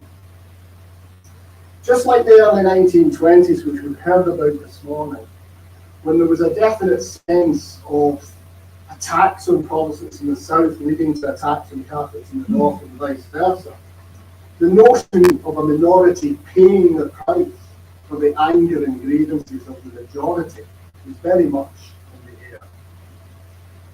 Secondly, all this reckless talk about population transfers would have had a particularly chilling significance for a community which had seen such a decline in its numbers through emigration, both voluntary and as an escape from intimidation, and the general feeling of being unvalued in society. In the context of World War II and after, talk of displacing people and finding solutions was ominous indeed. Their fears were probably reinforced by speeches of Unionist politicians in Northern Ireland who used their plight to make the case for their own stance against being absorbed into the United Ireland. One such politician referred to, quote, an inexorable tendency to the complete and utter extinction of the Protestant population south of the border. In 1951, the Southern government did actually inquire into what they called the position of the minority in the 26 counties. The report that came out of this confirmed the markedly higher rate of immigration of the Protestant minority. Protestant numbers in the south declined by 13% between 1935 and 49. So it confirmed this downward trend, and it commented that because, quote, so many of this community were relatively well educated, they felt they could make a better living for themselves abroad in an environment that suits them. An environment that suits them. I think we should weigh these words. As the historian Henry Patterson has put it, this was, quote, an oblique reference to the low-intensity unhappiness with what many Southern Protestants saw as the anti-British and confessional nature of the Irish state. Well, I've given you evidence of the anti-Britishness. I'll come on to the confessional nature of the state in a moment. And what this comment also revealed, it might be argued, was a disposition in governing circles towards, at best, complacency regarding the Southern Protestants' declining presence and how they might be feeling about the society they were supposed to be part of, and at worst, satisfaction regarding their further marginalisation. Certainly in this period, there is no evidence of any consideration being given in political or public life to the views of the Southern Protestant minority. When, in 1951, the Belfast newsletter claimed that Protestants were being denied positions in the South, and cited the lack of Protestants in public payroll of the border counties where they were most numerous, there was only official indifference. Brian Walker has argued in his book, The Two Irelands, there was still a pronounced tendency to regard the Protestants as Anglo-Irish and therefore as in some way other or not properly truly Irish. Maybe the historian Theodore Hawken is correct when he remarks that Southern Protestants felt that they had to be grateful for not being driven out entirely. I'll come on now to the second of my themes, which is the Declaration of the Republic. The repeal in 1948 by the coalition government of the External Relations Act and the subsequent Declaration of the Republic represented a major landmark in modern Irish history and in British-Irish relations. It was certainly the case that since De Valera's 1937 constitution, the South had in practice disengaged from the Commonwealth. Nevertheless, this was still a highly symbolic change with far-reaching consequences for the Protestant minority. Any comfort that they had hitherto taken in links with the Crown and Commonwealth were suddenly removed. It's a measure, I think, of the quiescence of this community that they appear to have reacted in a pragmatic way. The Church of Ireland made the necessary changes to the state prayers to conform to the new form of government. Archbishop Gregg spoke of sadness regarding the changes, but stopped well short of appearing resentful.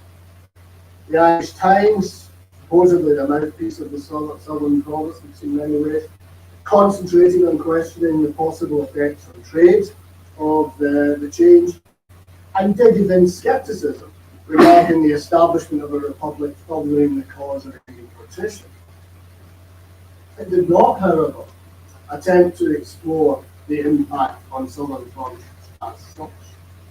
Quite simply, as I've detailed earlier, the hyper-nationalist and anti-British fervour of the time proved to be an effective deterrent to any kind of protest. In 1952, the Irish academic Nicholas Mansell, father of Martin, and himself of the Protestant tradition, told a British audience that what he called the Anglo-Irish himself, quote, are politically uninfluential and however loyal to the country of their settlement, are unrepresentative, particularly in their psychological reaction to the problems of Commonwealth citizenship and crown. Now, of course, it's easy with hindsight to suggest that history could have taken a different course, but it is, I think, personal to wonder if this moment of constitutional change in the South might have been approached in a more constructive manner, to say the least. After all, at this same chronological juncture, we see India opting to remain part of the Commonwealth even though it's a republic.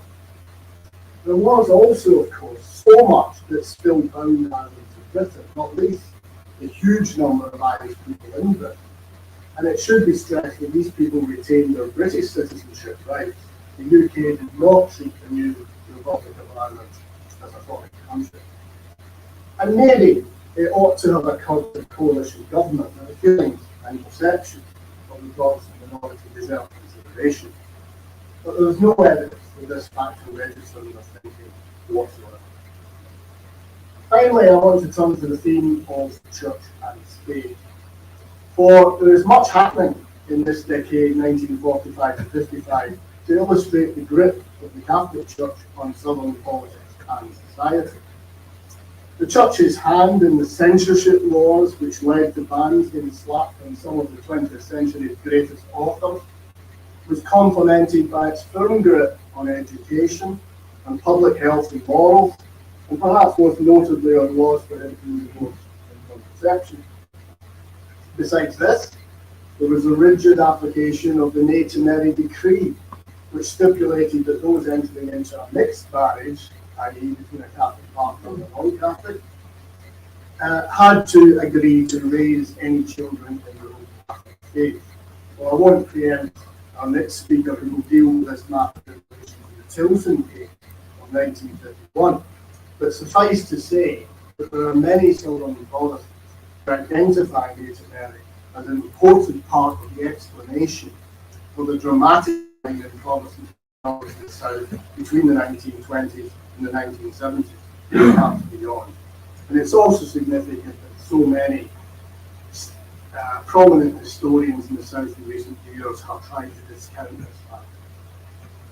An American writer, Paul Blanchard, produced a study of the Catholic Church in Ireland in 1954, and he identified a society in which the Church had considerable influence upon the state, and where the state established through its constitution and laws a public morality that accorded with Catholic teaching.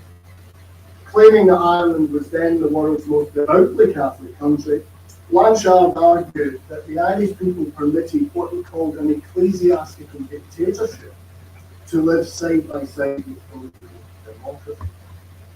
The Irish academic Tom Garvin recalls the difficulty he had obtaining a copy of Blanchard's book in the 1960s. So uncomfortable were both politicians and clergy by Blanchard's central contention that the church was the real power in the land.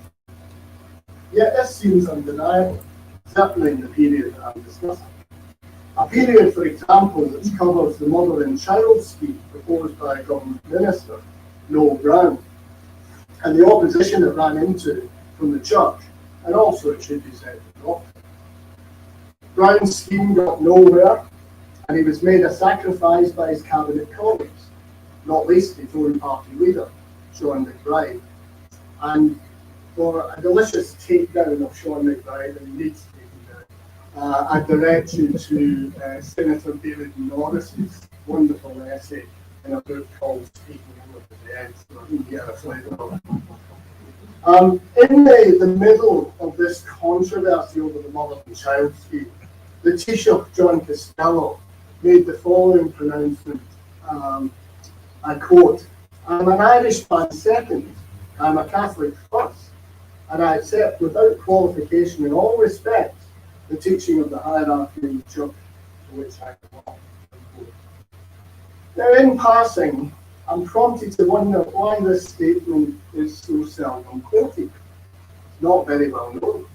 While we hear endlessly about James Craig's I am an original utterances from the 1930s.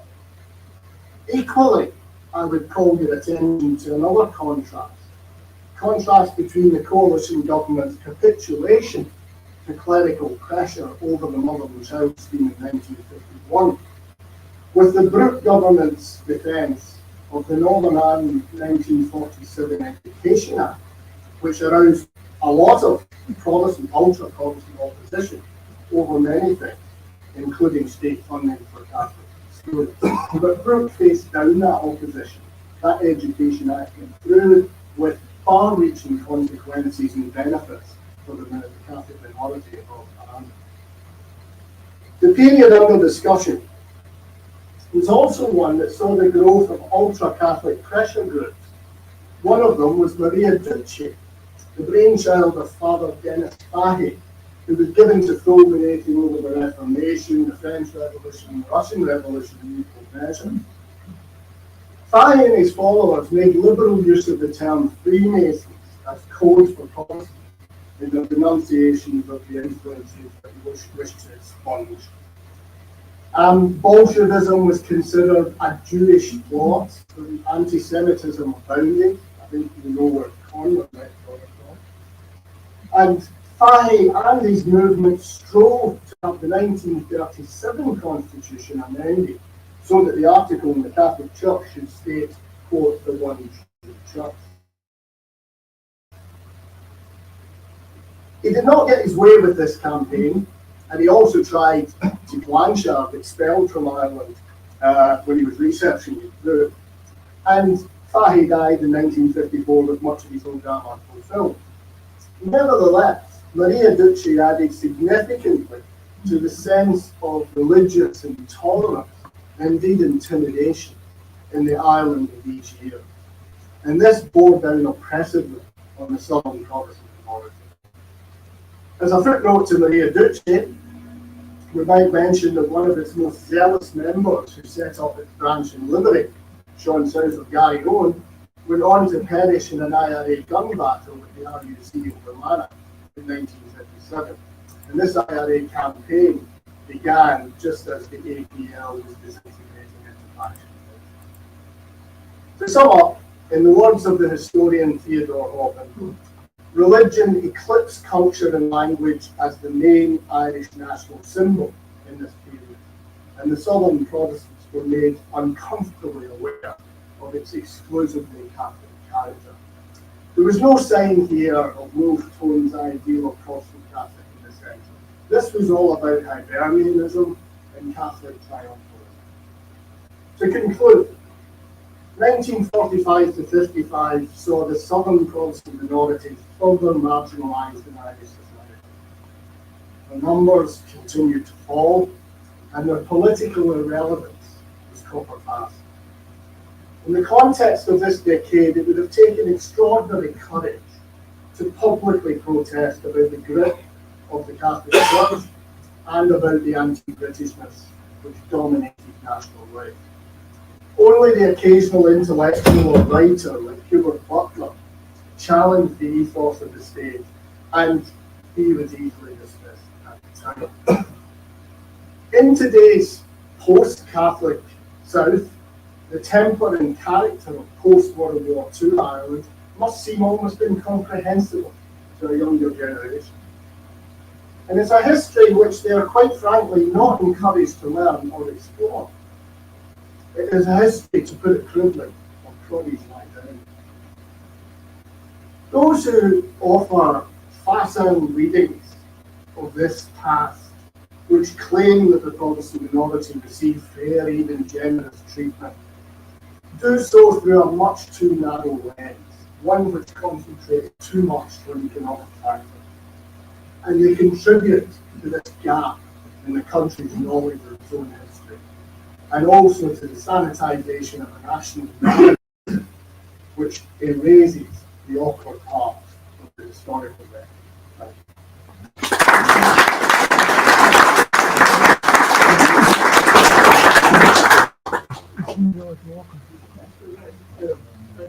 Graham Walker. Interesting ending as well to bring it up to date. One of the things are often the same as they were before, even though a lot of things change. Our second speaker before the debate is moving on now. It is David Denison, and as mentioned before, he will read from his book, The Tilton Case, Church and State in Ireland. First of all, I'm going to say sincere thanks to you for organising this support. Inviting me here today really is a privilege to share a platform and also a room with such distinguished scholars and academics. I'm going to read from the conclusion, which I hope gives a sense of the complexity of the Tilson case. The Tilson case was multifaceted, multi-layered. It was a family, what they had to endure after the cases started going through the courts. Mary had to raise her children as a single mother without state benefits. Ernest went into exile. The family later suffered a boycott, which lasted about 18 months. The family was boycott, the family tailoring business. The Tilson case was also with court cases. We're all reasonably familiar with how they went. It's also about the tradition, the centuries-old tradition of paternal supremacy, where the father had sole right to decide on the religious upbringing of his children and how the Irish courts would cope with that. The Tilson case, it's something that's still fascinating, is the dirt, the material. All things being equal, there should be a very large file of the Tilson case over in Dublin Diocesan Archives. There's absolutely nothing there which raises suspicions that material may have been destroyed or somebody was intent on not being a paper trail. The Tilson case is also with a letter that I discovered very 11th hour. The manuscript had actually been submitted to Cork University Press, and we found a letter from McQuaid written to Cardinal Marchetti Selvani in the Vatican just 3 weeks after the case concluded in the Supreme Court. And in that letter, McQuaid made extraordinary claims that had never been seen by any historian, or even by the archivists over in the archives. And that came a very relevant moment of the project. And then the most important thing in this case, this is something that's overlooked, is that it's also a story of reconciliation. So what I'm trying to get across here, I would caution against using the Tilson case or even the redundancy boycott or any of the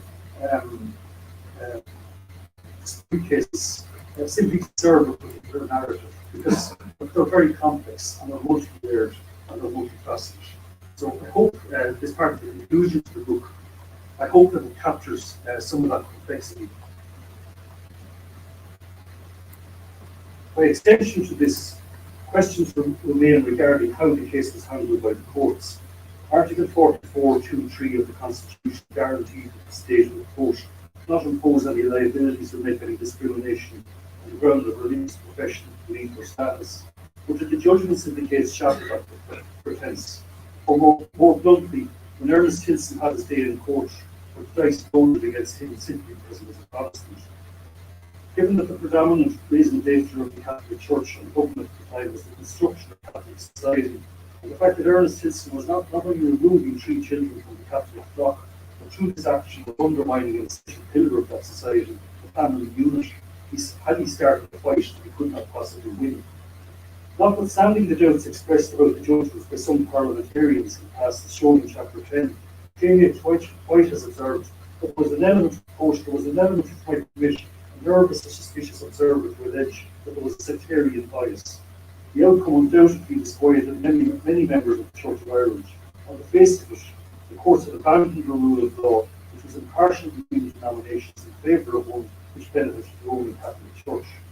In the same Owen, a legal scholar, has argued that High Court judgments was most susceptible of giving the impression that the Constitution and the law now favouring Catholic and mixed marriage. When in his 2006 interview with Patsy McGarry, religious affairs correspondent of the Irish Times, the former Church of Ireland Bishop of Dublin, the Reverend John Neal expressed his concern, quote, that some commentators were now saying that the dominant Catholic ethos of the Constitution of the past had never been used in a negative way where other denominations were concerned. Archbishop then cited the Tilson case and stated, quote, the consequences of the case was social isolation for many Protestants. Most Protestants who grew up here in the 1950s did feel they lived in a confessional state. Meanwhile, he himself, one of the most vocal critics of Nate Emery, claimed in the subsequent letter to the Irish Examiner that the Supreme Court decision, quote, had been influenced by the earlier High Court judgment and the changed political climate with the new government headed by devout Catholic John A. Costello. Certainly that was the view among Irish Protestants who now saw Nate Emery as having the full backing of the state. Aside from the actual ruling, 2 aspects of the High Court case created a perception that the judgment was based biased in favour of the Catholic Party. First, the language used by Mr. Justice Gavin Duffy was strongly Catholic in tone. The judge referred to the right of the Catholic Church, to Catholicism having a place of honour in the Constitution, and to baptism being of transcendent importance to Catholics. He also referred to the Christian content of the preamble to the Constitution and the Articles 41 and 42 as being redolent of the great papal encyclicals.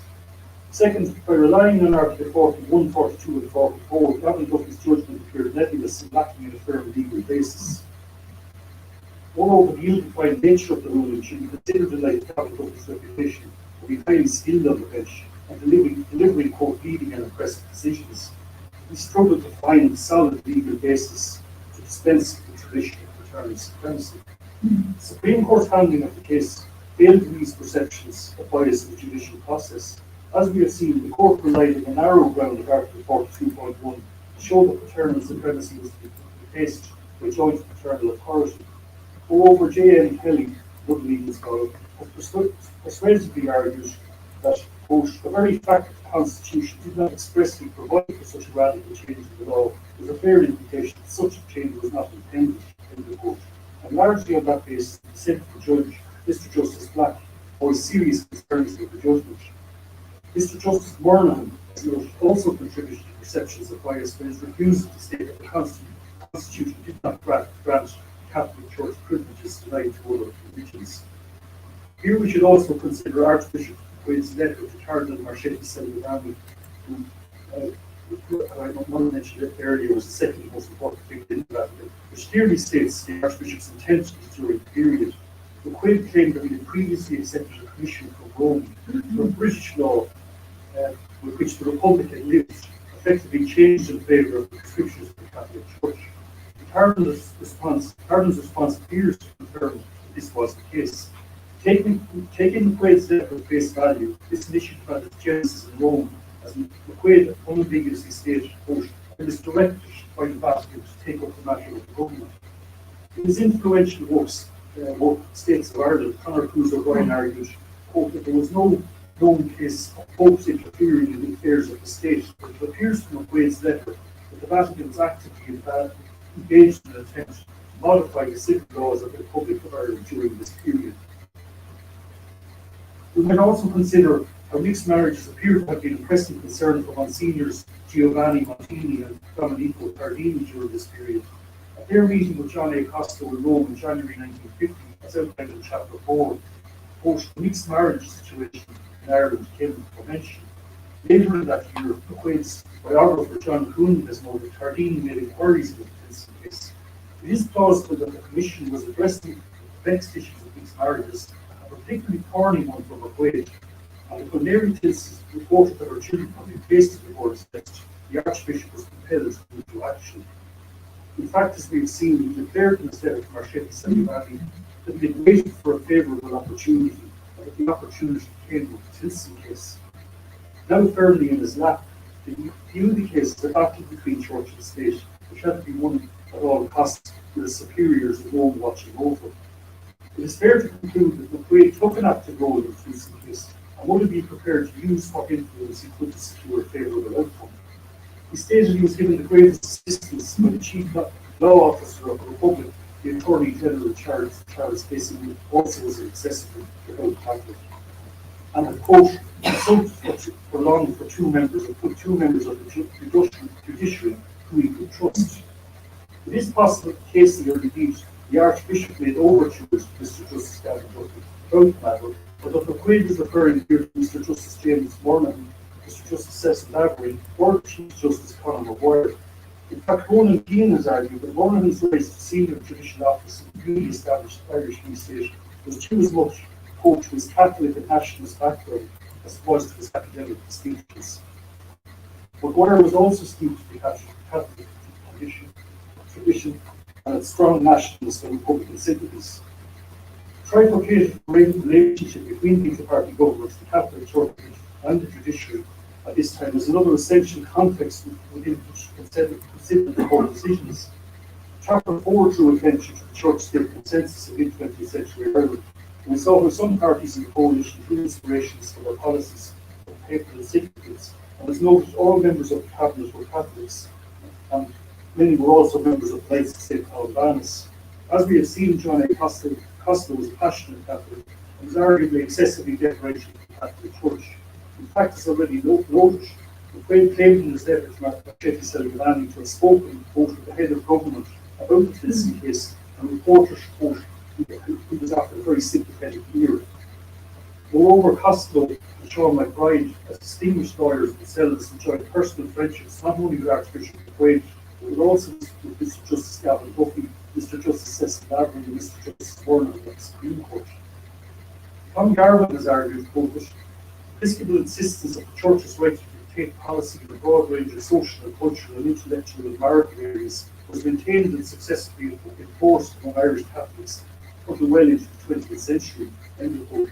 Garvin's claim may be something of an overstatement, but if the Catholic Church at the time saw itself as having a role beyond ecclesiastical matters, by extension it is fair to say that there were some of the inter-party governments who might be willing to acquiesce. After all, as previously noted, the period of this government was the high watermark of integralism in Ireland. Integralism being the principle that the Catholic faith should be the basis of public law and public policy within the civil society. It would be hardly an overreach to propose that some members of the inter-party cabinet might be prepared to use whatever influence they could to reclaim 3 Catholic children from the Protestant orphanage in the Holy Year of 1950. This group has identified other factors that suggest that the case may have been subject to clerical or political interference. Number 1, the underwriting of Mary Tilson's legal fees by the church. If as generally accepted, the Catholic Church underwrote significant cost, this financial risk provided another sound reason for Archbishop McQuaid to use whatever influence he could to secure victory. Number two, dearth of archival material relating to the case. The 4-page letter from McQuaid to Marchetti Selgabani confirms that the Tilson case was uppermost of the Archbishop's knowledge. It is therefore strange that the Dublin Diocesan Archives contains no substantial file on the matter, particularly since the same location has abundant material related to lesser known issues or controversies. On that note, it should be stated that McQuaid's letter was found only recently and then passed on to the archives. Furthermore, the Tilson marriage file, which should be stored at St Mary's Church of Haddington Road where the couple were married, is missing. Contemporary John debate records are silent on the matter, with the papers of John A. Foster, Sean McGuire, and George Gavin Duffy are equally mute. Given the international profile of the case, it is inconceivable that a file does not exist somewhere in Ireland's archives and institutions. This raises the suspicion that an individual or organisation was determined to avoid leaving a paper trail, that certain material may have been destroyed. Number three, the Frost case in 1945. As discussed in Chapter 5, this case was heard after the adoption of the 1947 Constitution, which would have allowed the courts to extract similar interpretations of the relevant articles of the courts in the Tilson case. Instead, the Supreme Court, in that case, upheld the traditions of paternal supremacy and ordered that the children should continue with their policy of upbringing in accordance with the wishes of the father. Number four, Mr. Justice Gavin Duffy's decision to hear the Tilson case as the sole judge. As President of the High Court, Gavin Duffy could have chosen to have heard the case with 2 colleagues. Instead, he heard him alone, leaving him exclusive authority to rule in the case without consideration or interference from another judge. Number 5, Shield versus Corcoran on Gross Cook versus Carroll cases. As discussed in Chapter 7, the judgments handed down in these cases by Gavin Duffy suggest that he was not sufficiently impartial in cases involving religious matters. Some might point out that Gavin Duffy showed judicial independence regarding these issues in the McKenna case of 1947 when he ruled in favour of the Protestant party, but this was arguably a trivial issue, and in matters such as the preservation of the Catholic Church's dominance or the embedding of the Catholic moral code and civil law was at stake, he ruled in favour of the Catholic party. Number 6, Ernest Tilson's removal of his 3 sons from Turner's cottages to his parents' home in Old Castle. Since Ernest's right to raise his children as policies was the fulcrum on which the case was likely to turn, it is odd that counsel for Mary Tilson did not see fit to question about this crucial matter. If Ernest's most pressing concern was the religious opening of the room, why did they spend 6 weeks at Old Castle before the Protestant education was initiated in Lord's Nest? It is plausible that counsel for Mary were so sure of victory that they were simply going through the motions in court. And finally, number 7, the letter apparently sent by the Irish ambassador to the Holy See, Joseph Walsh, to Archbishop McQuaid after the judgments. Quoted by McQuaid's biographer John Cooney, this letter acknowledged that, quote, Gavin Duffy's decision was brought about by McQuaid's patient and consistent work. Read alongside McQuaid's letter to Marchetti Selgabani, this suggests that the Archbishop took an active role in this. And yet, despite all these factors, we cannot conclude that Gavin Duffy entertained overtures from McQuaid to Costello or anybody else. Nor can we conclude that the Supreme Court came under the influence of the clerical political establishment. Indeed, it may well have been the case that the relationship between the church, state, and judiciary was so intertwining because many politicians and judges were themselves devout Catholics and nationalists. There was an unconscious simulation of values and principles. In other words, the judgments may be seen as a manifestation of the collective Catholic nationalist conscience that prevailed among many at the time. In this light, a phone call or a tap on the shoulder and a quiet word before the case came before the courts would have been unnecessary.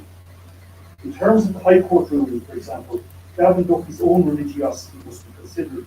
His strong Catholic leanings and militant Catholic Catholicism were well known, and it's fair to say that he was excessive Catholic. His faith went well beyond what was routine for most lay Catholics in mid-20th century Ireland. He was a founding standing member of the Catholic lay organisation in Riga, which, quote, obliged him to propagate, promote, and affect Catholic social principles in Irish public life. Moreover, he was also an ardent nationalist with ambitions to establish a distinctive proves which departed from that of Britain.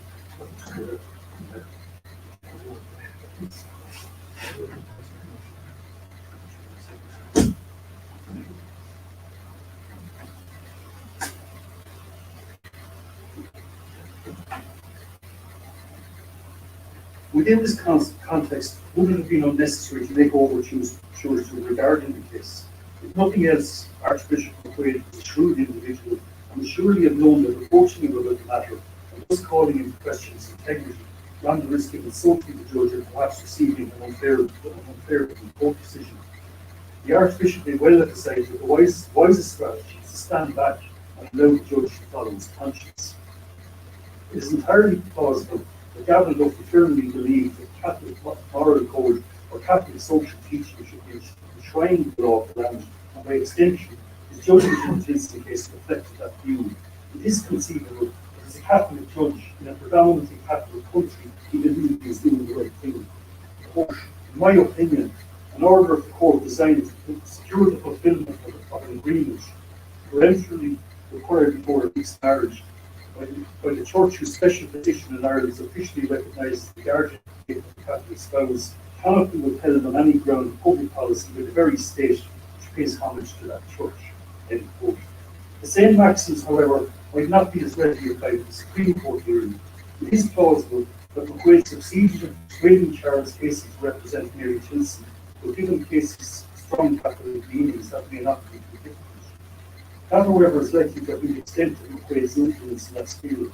The Supreme Court may have failed to put some distance between the judiciary and clerical and political establishments, but it also avoided obfuscating its judgment with reference to Catholic teaching and maintained its independence by relying entirely on Article 42.1 of the Constitution. In other words, the Supreme Court established a clear and unambiguous, somewhat narrow legal basis for its decision, and unlike Gavin Duffy, did not rely on Catholic teaching on equal matters. But if Gavin Duffy was following his Catholic nationalist conscience, and the Supreme Court was relying on Article 42.1, how do we explain the grand claims made by McQuaid in his letter to St. The answer might be simple. It is well established that the Archbishop enjoyed power and influence, that he liked to be well known that he had such authority. Was his letter to the Vatican an example of the Archbishop exaggerating his importance to a superior religion in Rome? Did he use the outcome of this case in a dissembling manner to enhance his own reputation? The answer to these questions and many others posed may finally be answered whenever the Vatican opens its file on the Tilson case, if indeed such a file exists. Personal dimensions of the Tilson case have never been acknowledged by historians or commentators. Ernest endured years of living alone in exile, while his wife had to face the onerous challenges of raising 4 sons as a single mother on a very modest income without state benefits. The children also experienced difficult times, having to go to maturity in the absence of their father. Some might point out that Ernest was the author of his own downfall, but that the wounds in his Catholic family were inflicted by an Erasmus Protestant. But equally, one might argue that when his troubles began in 1941, he was in an impossible bondage. He was faced with the moral imperative of marrying his pregnant partner, but compelled to sign an objectionable written agreement issued by a church of which he was not even a member. The Tilson case is largely remembered among historians for Gavin Duffy's decision and strong Catholic undertones language in the High Court, but should be remembered for the couple centre of the case, who in 1941 chose to ignore church directives and social mores to marry outside the respective communities. But for the same couple, later confounded the presuppositions of churches, society, historians, and scholars by reconciling and happily living out their days together with their sons nearby. David, Alan, Paul, and Neville agreed with their sons. A Trinity College study entitled History of the Rising in Their Own Words has revealed how some people got on with their own lives during the 1916 Rising. One person, Michael Gorman, has described how his Protestant mother and Catholic father continued to exchange love letters during this period of national trauma. Quote, "On any side," he explained, "but I'm getting on the right side." They made daylight the true legacy of the Tilson case. Mary and Ernest Tilson were big players in what became an event of national importance, polarising the Catholic and Protestant communities. But the patched up their differences and they got on with their lives. They survived and endured together, and their children grew to adults, and they in turn had children of their own. Meanwhile, the narrow, moralistic ideologies of the powerful and self-important elites of the time, politicians and the judiciary, have long since been swept away. Blessed indeed are the meek, the nation and health of the earth. But a burning question remains as to why the Tilson case has largely faded in the memory of the general public, despite an enduring fascination with the Federal Sea boycott. Sean and Sheila Clooney, the couple at the centre of that controversy, lived at Dungrove Castle, a restored medieval dwelling on 116 acres. Sheila, the Protestant party, was also seen as a formidable woman who took a stand against the might of the Catholic Church of mid-20th century Ireland. Feminism in Ireland in the 1950s might have been moribund, but could her actions be seen as a challenge to the ideological state pillars of marriage and the family? On the other hand, as the Tilson case been largely forgotten, because Mary Tilson was working class and pregnant and quietly retreated from the traditional role ascribed to her as mother. Or was it because Ernest Tilson was also working class and fond of alcohol and did not conform to the stereotypes of Protestants as respectable, upright, and thrifty in lifestyle?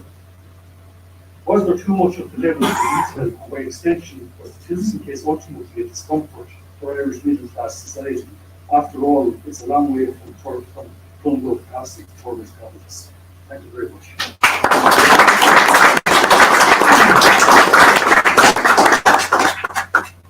Thanks very much, David.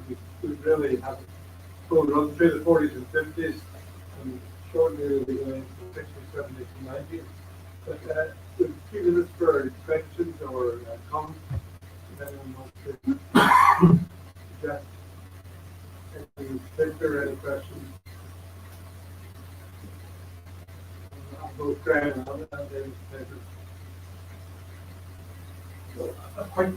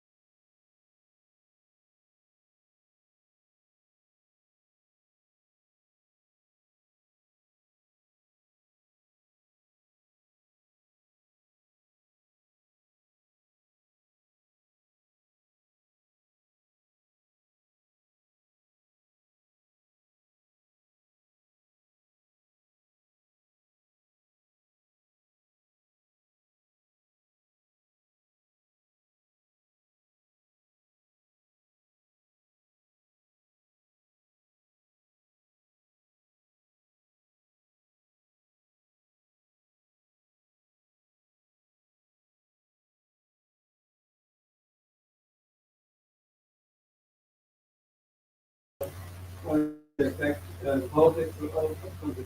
We're going to have a very brief comfort break for 10 minutes, and then we're coming on to our last two speakers, Ken Funston and Owen Harris.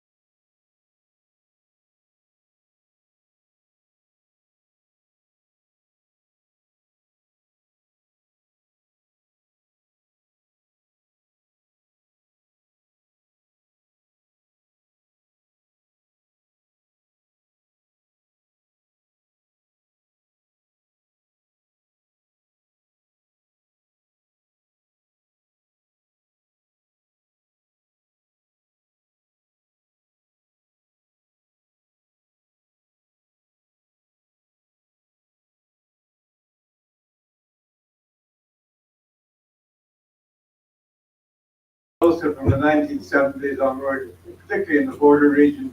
And our first speaker today is Kevin Thompson, beside me, and the whole conference, or whole event will be wound up when Owen Harris gets to speak. But first of all, Ken Thompson.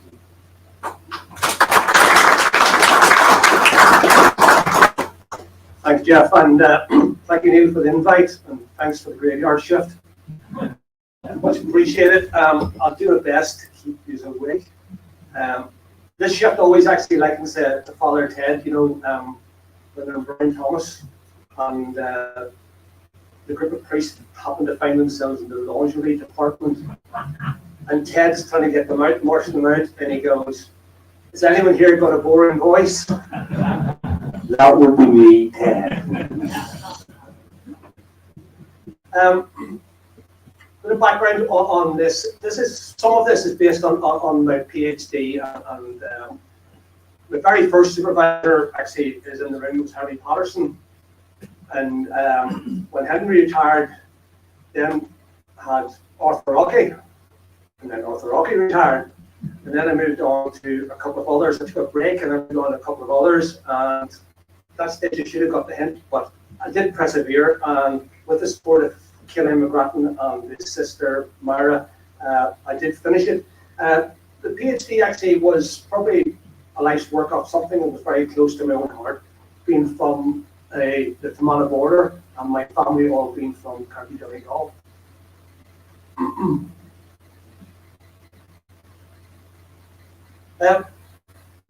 Slightly on the past, put everything in context, so we'll give it a background. I'm not trying to interfere with what was talked in the past by Graham and others, but I've sort of looked at things as a background. I will talk about the background for 5 minutes or so. Move on to relation to partition, Irish Free State aggression, the border campaign, recalibration, as in recalibration of the IRA activity and how they reformed. Moved on to the civil rights movement and the rise of IRA, and obviously their intention to move the border up, create that free zone for them so they could operate. So a bit of background on that. That was Kevin Higgins. He became the Minister of Justice, actually, was obviously heavily involved in the War of Independence, and he became the Minister of Justice in 22, and a time the de facto leadership of the pro-treaty forces. And that's what he statement he made. And why I'm talking about this here is this was the mindset, this was what was in the Republic of Ireland, or at that stage the Free State mindset, what they thought of unionists, the lump unionists that remained in Northern Ireland, and obviously the biggest problem, unions that have formed the state of Northern Ireland. And that was the choice, that's what he thought. Please get into the state or get out. So, taking us into 1922, the treaty talks were ongoing in London. Obviously, Collins was across in London with Arthur Griffiths, going through the treaty talks with Churchill and Lloyd George. But as you know, Collins was playing a duplicitous role. He had planned that he could possibly unite the pro-anti-treaty forces on a push against Northern Ireland and attack the border.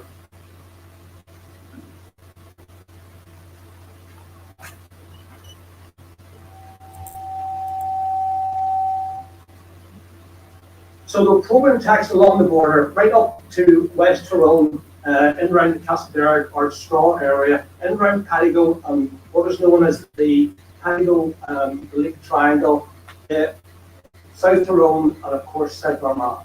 Probing attacks constantly keeping the new Northern Ireland Police Force, the USC as well, and of course the British Army that remained in the north. So, treaty forces moved into Paddygo and Blake, and Godfather Funston on my father's side, he lived 2 miles outside Paddygo on the southern side.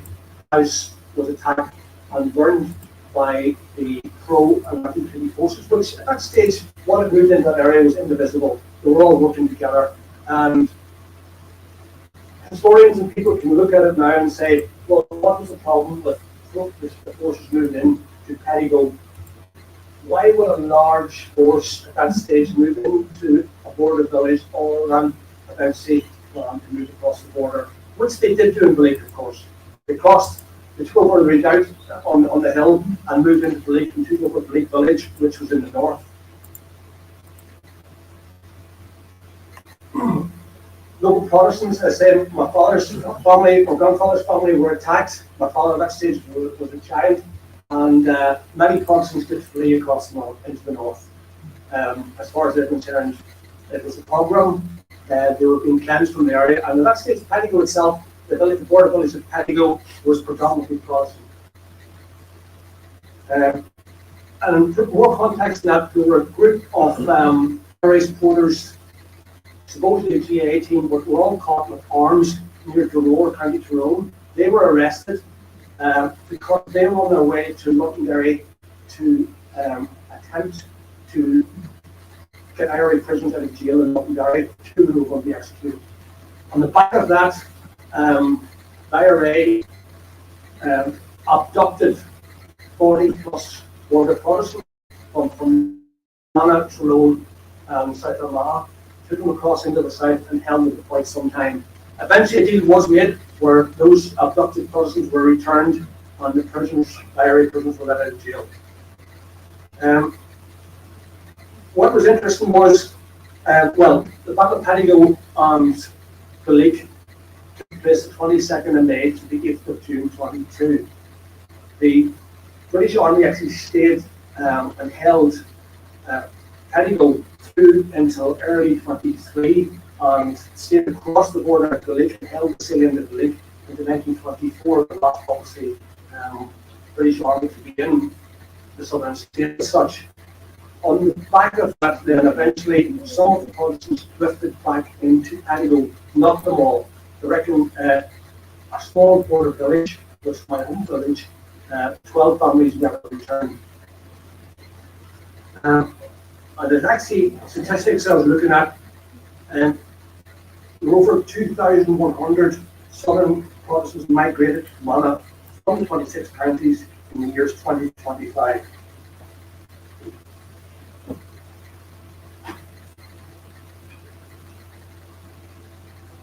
Now, I will bring up the Aldervale massacre for a good reason, because again, it gives context. I'll let you read what it says. I'll not read that out because the throat's not the best and I have a lot more to talk about. So that's what happened, obviously, in Aldervale on the 7th of June 22.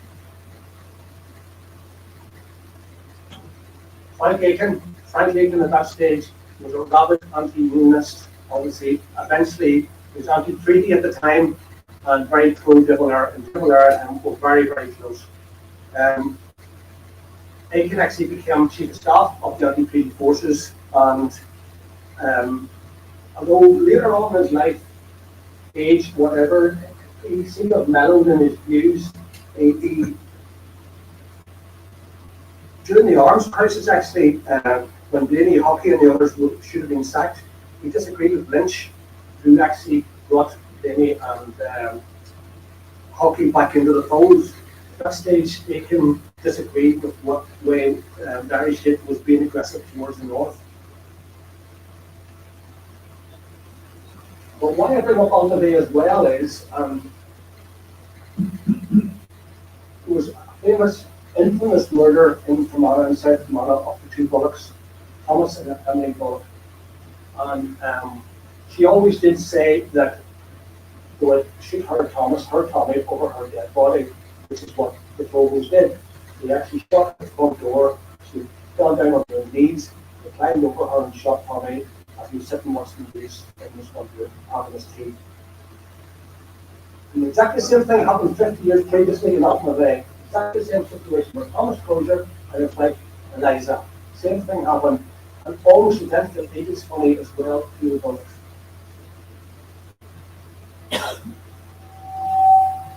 And another thing I'll have to say about Alton Bay. In the Republic of Ireland's Military Services Pension Collection Archives, there is a report entitled The Alton Bay Shootings. The file actually is empty.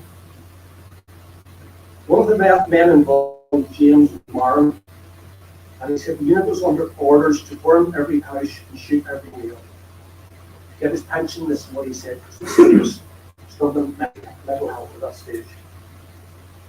And what actually Alton Bay was, in modern parlance, is it was a signal crime. It was a signal crime to the minority community in South Armagh. Step in the line, you'll get the same again. And that signal crime happened over the years. And a signal crime, again, doesn't have to happen over and over and over, because shoot one, fire will leave. If they don't all leave, we'll shoot another one, another fire will leave. And that's what a signal crime does. It puts a fear and anxiety into the community, and eventually population becomes subservient or they leave. And I suppose what in modern parlance you'd call it ethnic transit.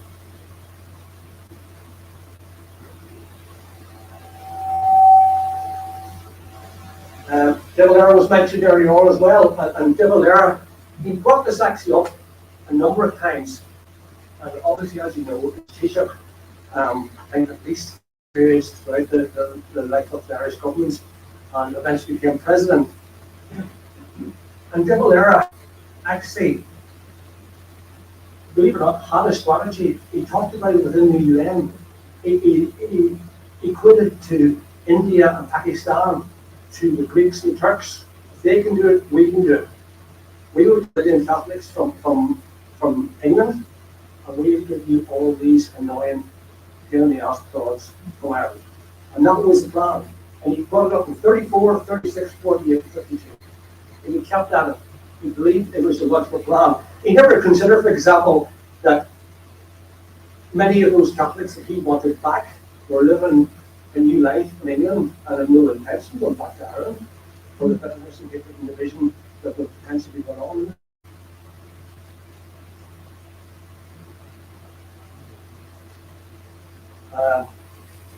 And it says here, he wanted to develop a society on Catholic rather than pluralist principles. And the British diplomat Sir John Maffei actually said, following the lethality of World War II, he said, we turned partition into a split ditch.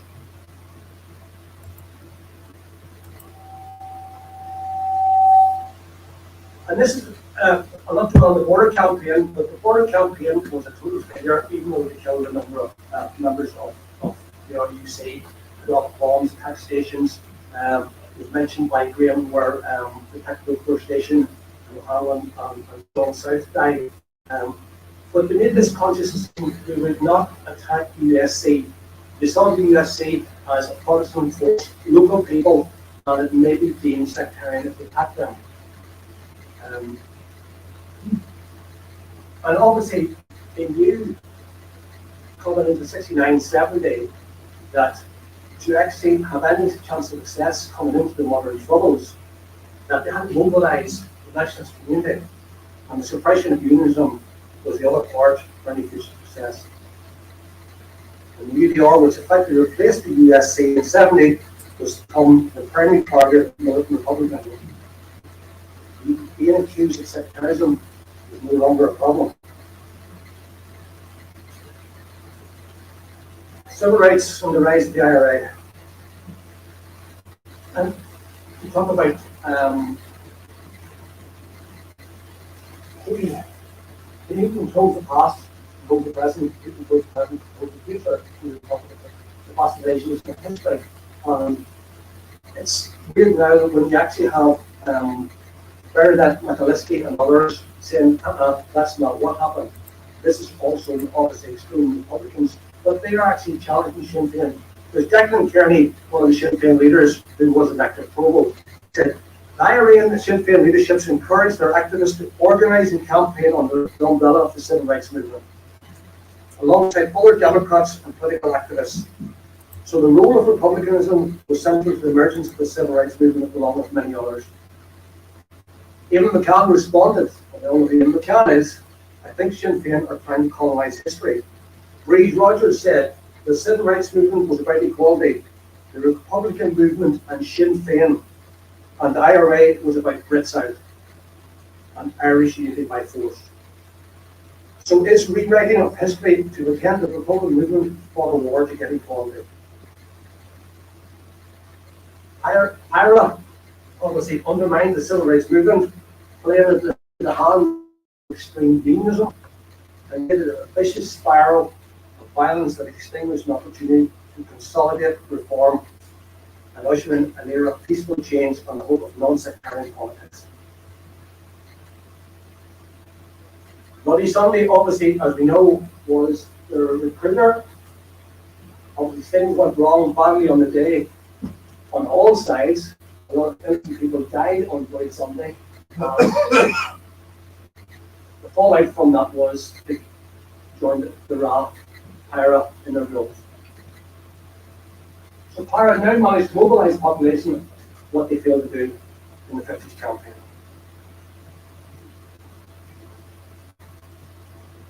Fermanagh. I know we all have a smartphone or this, but some of you obviously will not have a good knowledge of County Fermanagh. It is a very, very rural county, and as you can see there, that really is the border, and you can see the border on four sides. It has a border with four Southern Ireland counties. Donegal, Leitrim, Cavan, and Monaghan. Small villages dotted around the border, and with obviously partition, hinterland for many of those villages was cut off.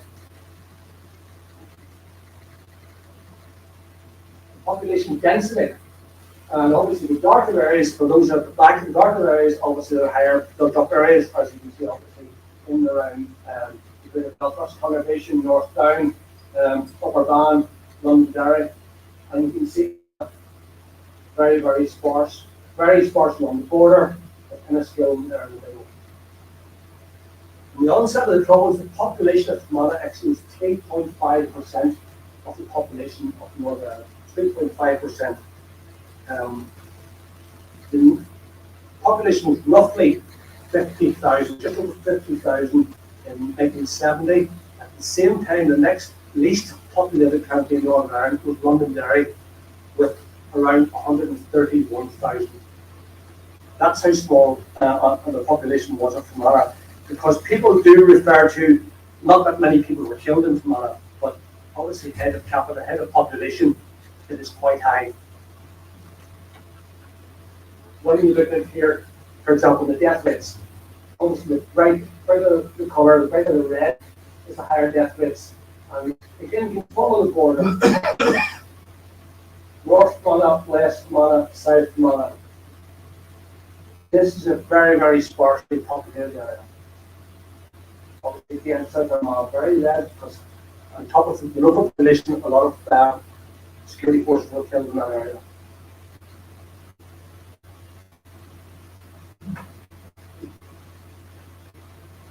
In tabular form, that's who was killed in Fermanagh.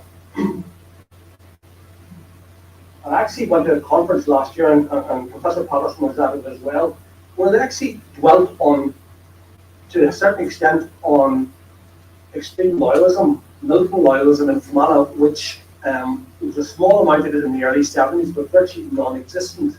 And they didn't seem to want to know about what actually really went on. When you look at this here, Para actually killed 99 out of 116 people died. On top of that, they called those two heart attacks. That was one of the members that drowned. That was known device. And the official Irish only 1, 2, 3, 5, I think about 104, 105, and 116 directly were Republicans.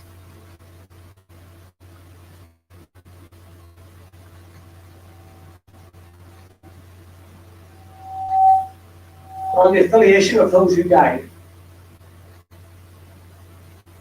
I think that's outside civilians. When you look at the amount of part-time UDR murdered off duty, going about their daily business, with their families, going to church, doing their normal jobs, RUC, obviously not full-time, RUC on duty, RUC off duty, 8 part-timers. 4 duty or on duty, another 3 part-time RUC off duty. Or 1 part-time duty on duty.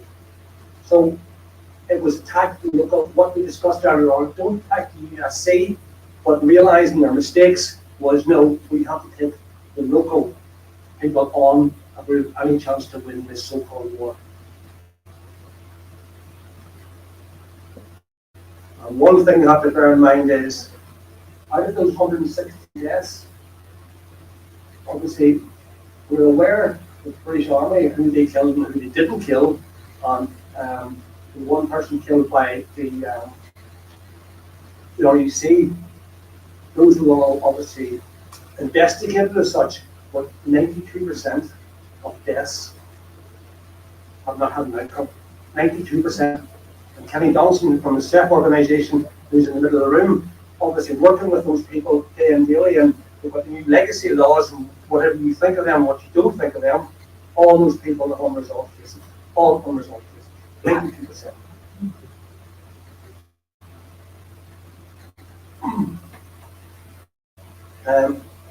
Just put this slide up just for information again. When you look, actually, over 40% of the Fermanagh border covers the total 100% of the border with the Republic of Ireland. Over 40% along the Fermanagh. And look at the number of crossing points, heading towards half of the total. So without the Republic of Ireland state forces giving full support to the British forces, and obviously the outcomes were going to be understandable. They were going to go across the border, kill, maim, explode, whatever they can do, and make their getaway to their safe havens.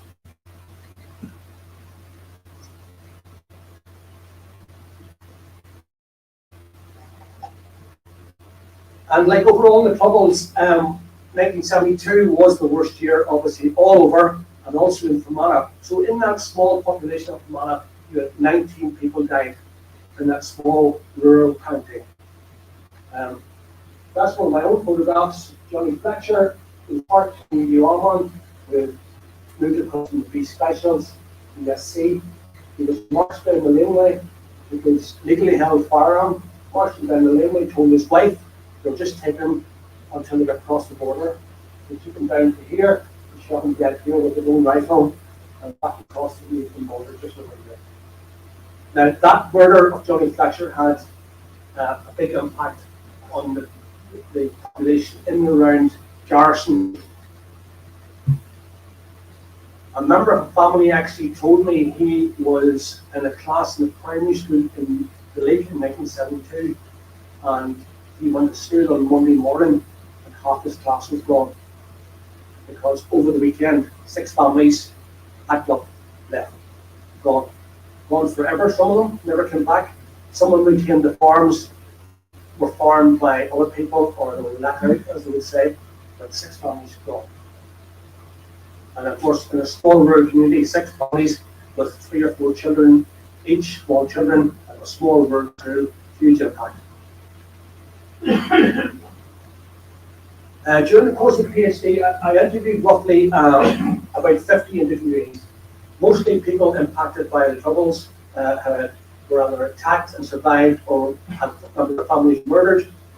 Also interviewed unionists and SDLP politicians. So you'll come across a few, obviously, statements from interviewees. And that's one, for example, of one of the families that moved. And that was the issue. They were so close to the border, so many crossing points. And that gentleman in particular told me that he watched Diary having gunfights with the British Army from across the border, from an old derelict called the Redoubt. And each time the RUC ran from the police station, the Irish Army at Finner Camp was not that far away, and not once did they arrive in time to take on the IRA in the shootouts. Not once.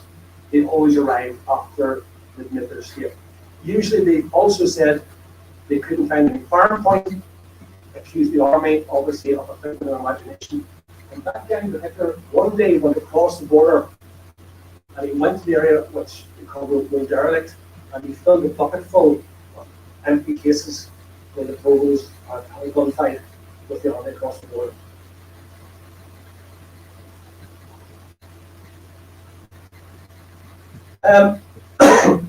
Obviously, the scope of the PhD and being with the whole of Mana, I haven't got time because I'm not going to be able to watch. So what I dwell to a certain extent is on my local village of Tullyholman. And Tullyholman is a small hamlet, the northern half of the village of Pettigo. Generally, it's a small town.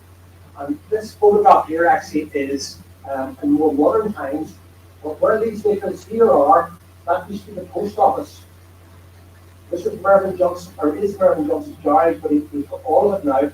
Just here, slightly north of us here, would have been where the customs post was, and then the little road runs up this way, which has another couple of shops. All Protestant unionists, all in the north, all Protestant owned. Obviously, across the bridge, the River Kerman, that's Britain's pub, and just here was the other southern customs post, and later on in the province, the Gardaí actually put a checkpoint just here on the other side of the bridge. So there's a catalogue of incidents in this small hamlet, especially in the early years of the province.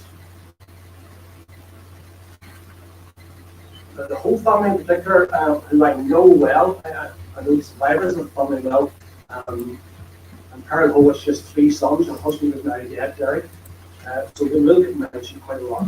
And in here were 26th of June 72, they came back, it was in vindictiveness as well as always in terrorism, because previously Edmund Ho had been a sergeant major in the Gurkha Regiment during the Second World War, and as they did in those days, well, first of all, he got no shots on. As they're making their escape from the post office, he opened the window and he shot from both barrels at them. A few weeks later, he created the scene and posed for a photograph of the shotgun out of the window in front page of the Impartial Reporter, the local newspaper. Hence, programs will show you that came back, obviously, 6 months later. And as they robbed it, and as they were leaving, they shot Gary Cole, the postmaster, in the leg, and he actually damaged his femur, major bone in his leg, almost died. So, I get forward again, 21st of July, just a month later. This is exactly what happened. Mervyn Johnson came down his garage, had a ticket in a car, calling people from the post office just across the road. Edward came down, you could actually hear the bomb ticking, cleared the area, bomb designated post office and the garage. Just before the bomb went off, a Gardaí in Donegal town approached a suspicious looking car, 3 young boys in the car, drinking, challenged them, one was blurted out, they'd left a bomb in Tullyholman. Arrested them and were done for the various offences, but 3 months in military custody and back into the Irish Army. Same day, the town of Lever, just up the road, stone's throw from Pettigo, 2 Protestant businesses destroyed. 6th of November that year, another bomb in Tullyholman, Johnson's shop destroyed.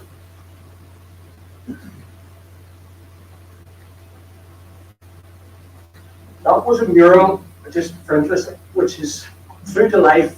It was a mural on the Shankill Road. I took a picture of it many years ago. Through to Life, because this is what was happening.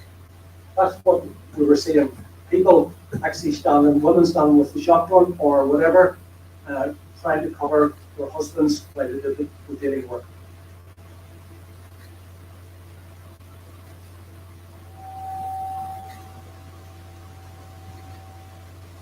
Johnny Barton, wife died recently, but Johnny Barton was a part-time member of the UDR. They attacked him, he was just like a kilometre or so north of Tullyholman along the border. He was shot a number of times and he survived. Attacked him again later that year.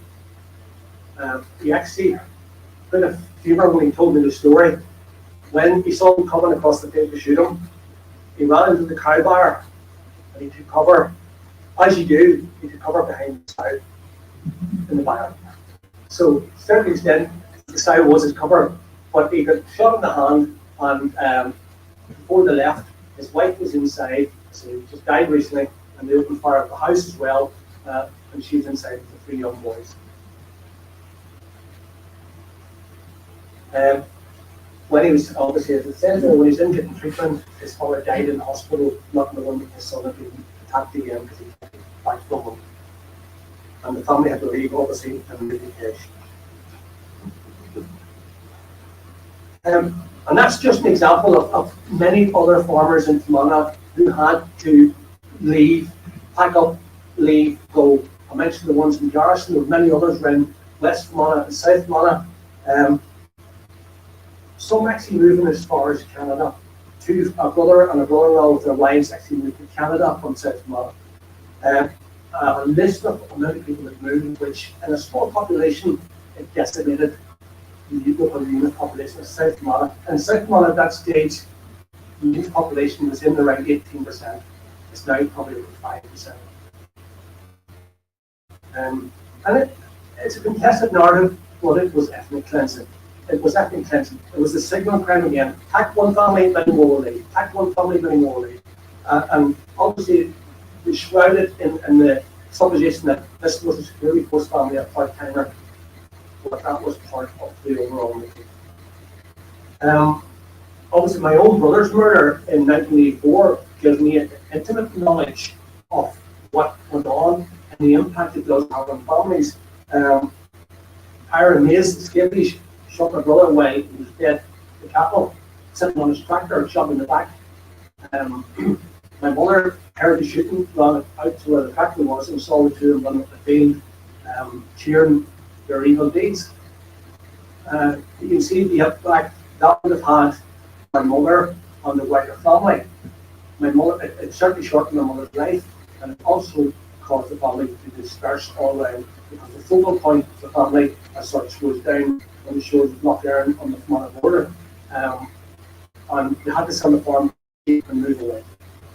They moved the family away. Of course, the gunmen retired to their safe havens in County Donegal.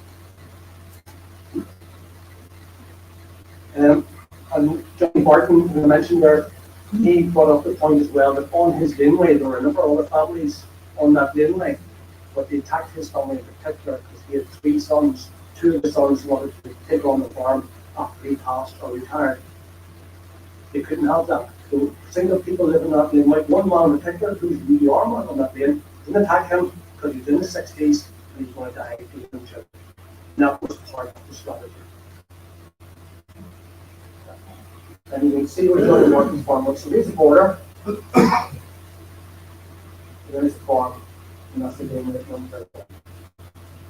And that's Johnny Morton's farm there. And that's Barton's home place today. It's quite sad and tragic to see that, isn't it? That's what they did. Back to Tony Holland. 30th of August 73, Ira took over the whole village.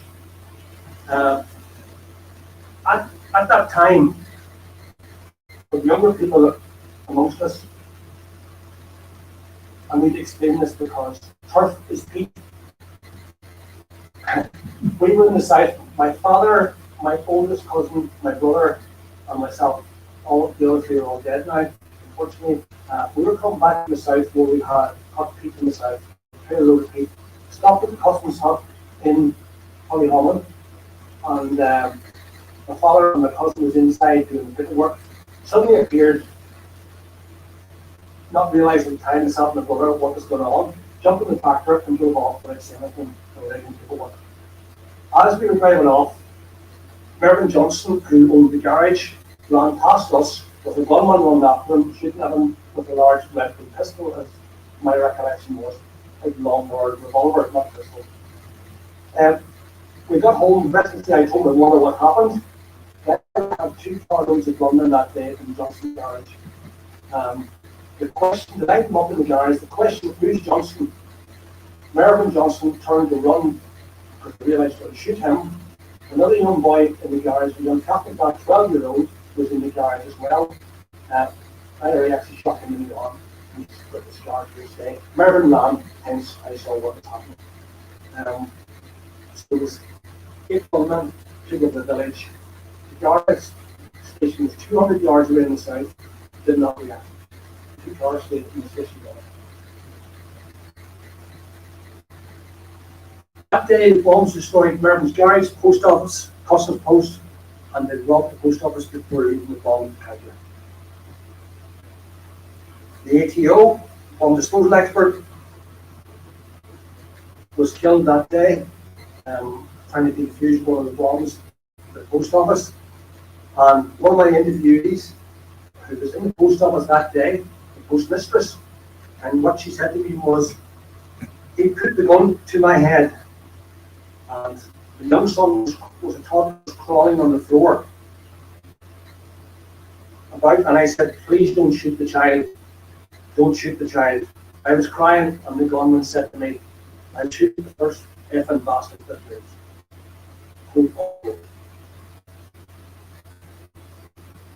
At that stage, Derek, her husband, who was still on crutches and couldn't walk properly from the previous incident, was trying to crawl out back on his hands and knees because he thought it would kill him. In theory, they hadn't, but he thought that. So the trauma was still there, of course. He was crawling at the back. Mervyn was running past, and obviously started shooting. They were shooting at him. We were witness the shooting going on outside, and of course there were bombs everywhere. Parent Ho, with her young son, she grabbed the young lad, threw down to the cellar, waded across the county river, the border river, left her son with the Britons in the pub, made her way back round the other side, didn't know where her other 2 sons were, didn't know where her husband was alive or dead, and obviously totally traumatized. She had no idea why she did this. She was the last person to speak to the bomb disposal expert, Ken Becker, 4 years killed. Obviously, the bombs all went off, their home was destroyed again. I only just moved back in after being rebuilt from the last explosion. So, that is a photograph taken by the army to show, obviously, before it happened, within the first bomb that went off in the garage. This is the garage where we're looking at here. Across, that's the post office. That car stopped the ATO getting inside. So, with his robot, a wheelbarrow as it comes, he was never going to try and drag it out. The second time he tried to drag it out, he blew up and killed him. And that's the aftermath now, as you can see. So that day, post office destroyed, the garage destroyed, the customs post destroyed, and the Johnson shop just back from us here on the high street destroyed. All Protestant owned businesses in this small rural border village. So I mentioned about the Garda checkpoint was put up just across the border. And the checkpoint seemed to work, no tax in 2 years. 27th of August 76, 22nd of August 76, 4 bombs.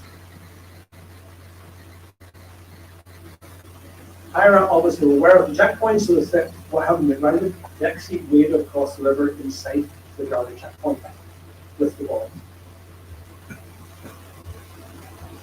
78, 6 more bombs left in the village, 2 in Johnson's garage, 2 on the Craig's electrical shop, 1 in Thomas McRae's supermarket. All bombs in home. And actually, one of the bombs that day in Mervyn Johnson's garage, Mervyn Johnson used to do the Circuit Iron Valley, and he would took twice. And then he put one of the bombs in the garage. No, nobody wanted anything like that. And again, it's a signal car. I mentioned the village, the whole town was closed down all the time. Eventually, one of the devices went off. It could give you all diffuse the others. The young boys brigade that day were actually out on the training run, and followed the army. We came across them. Fired shots over their heads. maybe when you look, it's just the way it happened today, but you can see what date it is, guys, you girls. It's the anniversary. The 36th anniversary of the Enniskillen Moth.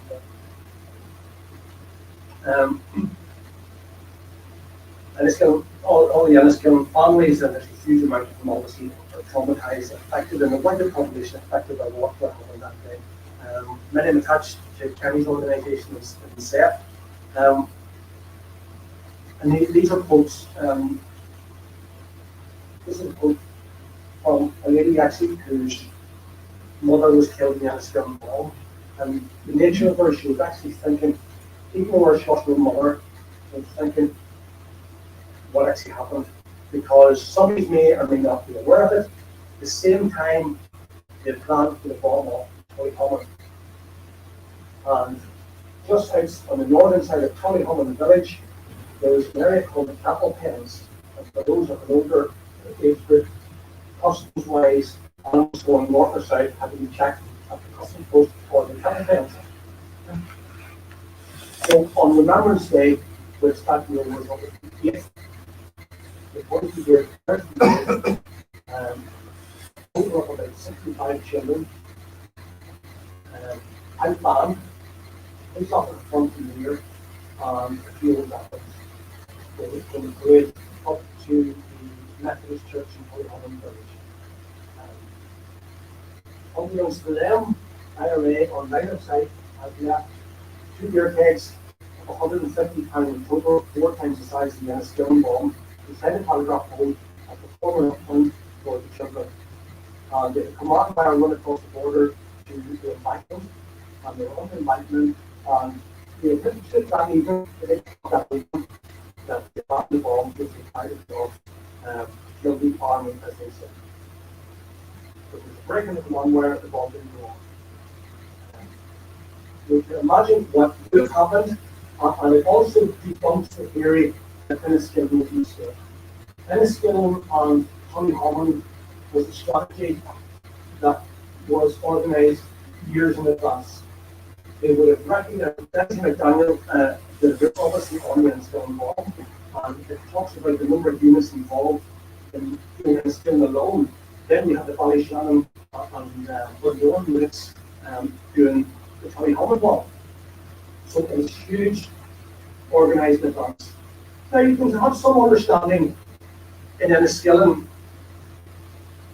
even though you don't not agree with it.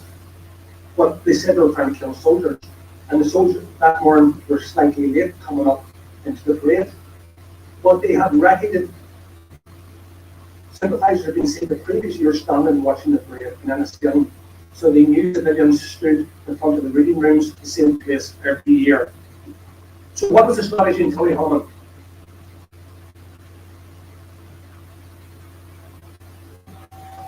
When you read what a member of the SDLP at that time said, and his views on what was done.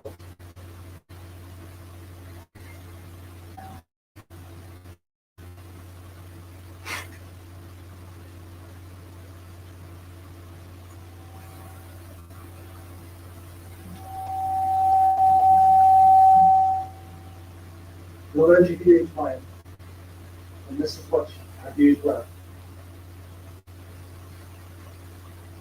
Can everybody see that by the way at the back? Yeah. Yes. Yeah. So we can be 3%.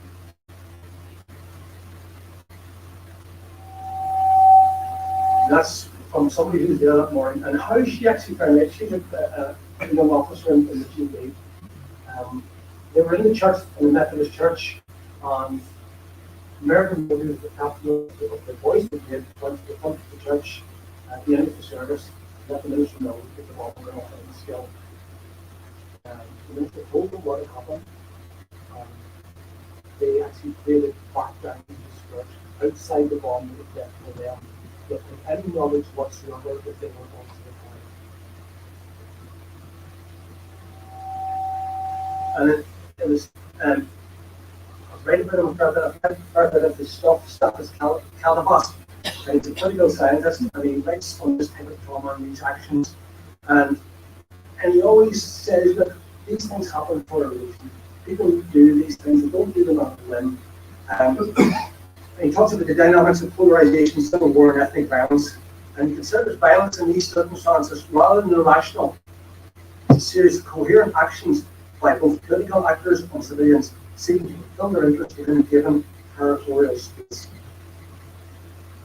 It claims that violence is intended to shape the behavior of a targeted audience by altering the expected value of particular actions. Another interviewee, it is just unbelievable to think that many of us, including young girls and boys, really went out that day. When I think how many died in a skill and the bomb in Tullyhammond was 4 times bigger, every family in our area would be infected and our wee community would be destroyed forever, wiping out future generations. Yeah. Finish up? And this victims then still involved. Ronnie Hill's not even on there. Ronnie Hill was in a coma 14 years, died 14 years later, never regained consciousness. 63 injured, including 13 children. Quickly, I'm getting a nod. 5 minutes, Jeff? Great. Few homes, around the home here in Butler, abandoned. The whole family home near Lost Lane. Sylvie Crowe was a Christian missionary. That day, getting a bus on the west side to Mississippi Road. The bombers were waiting on the ER. They saw her stand on the bus with her mother and another baby. Didn't care. They blew the bomb anyway, and she was killed. Douglas Deering, devout Christian. That's the church there. I don't know if there's a hut at that stage. They blew this up numerous times, and eventually was shot dead. Now, these people have connections to the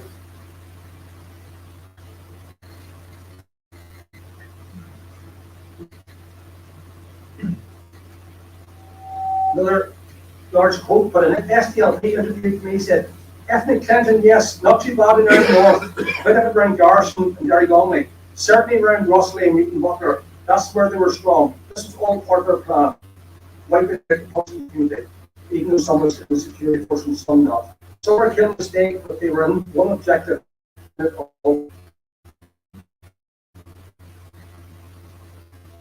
Two bombs, 3 families, and there were 5 in total, bombs. That the biggest fire into the field, the biggest fire of an engine night, racking them to the field, left them there for hours, come and cover them. Peter North had to beat his legs, put him in a van, from drive to Alport checkpoint. As he arrived, he beat his legs because he beat it in a van.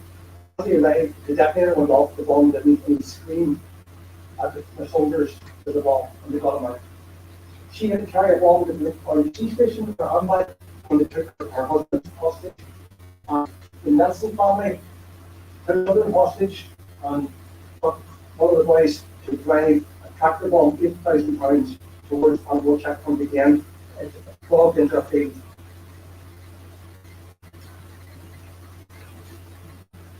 Quote Eugenio Alonso, that was a quote in an interview in his book.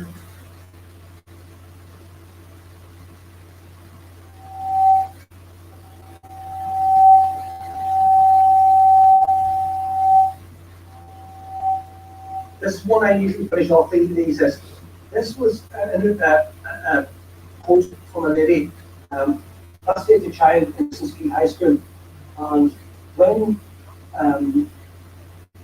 they would go a tannoy saying such and such report to the headmaster's office, it was everybody was trained because they knew there was something wrong. And she, every time we were at the headmaster's office, we probably attacked, father had been killed, shot dead, whatever the case may be, until the day she got the tannoy system to go to the headmaster's office to find her father being murdered. And I think it was John Donne, the famous writer in the Renaissance period, he wrote, never sent to know for whom the bell tolls, it tolls for thee. The funeral bell that tolls for another person's death also tolls for us in a sense, because it marks the death as part of us. And to finish off, it was the Church of Ireland Diocese did the Holocaust Project, with the term, whatever they say nothing, from Seamus Henry Poe.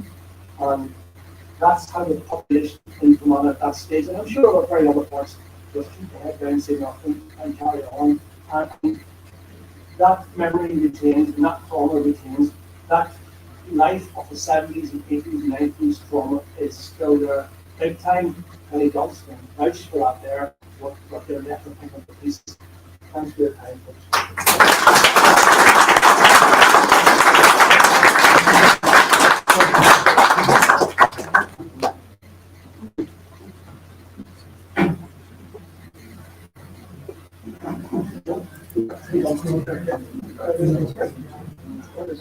Thank you. No, see, I can- Okay, well, thanks very much, Ken. Very evocative, and very interesting, and very illuminating in many ways. So we're coming to the close of our meeting today. And our next and last speaker, Owen Harris. He probably doesn't need much of an introduction. But he's with us to give us his views and where we are and how we got here. And not unlike Kevin Myers, he is one of our council individuals, of whom there are increasing numbers. I just add another, Ruth W. Edwards. So some of the best writers in this island no longer have a place to put their views. And so in that sense, we're particularly privileged to have Owen with us today. Because so many of us have not heard a word from him for several years. And so I'd ask you to welcome him to our meeting tonight.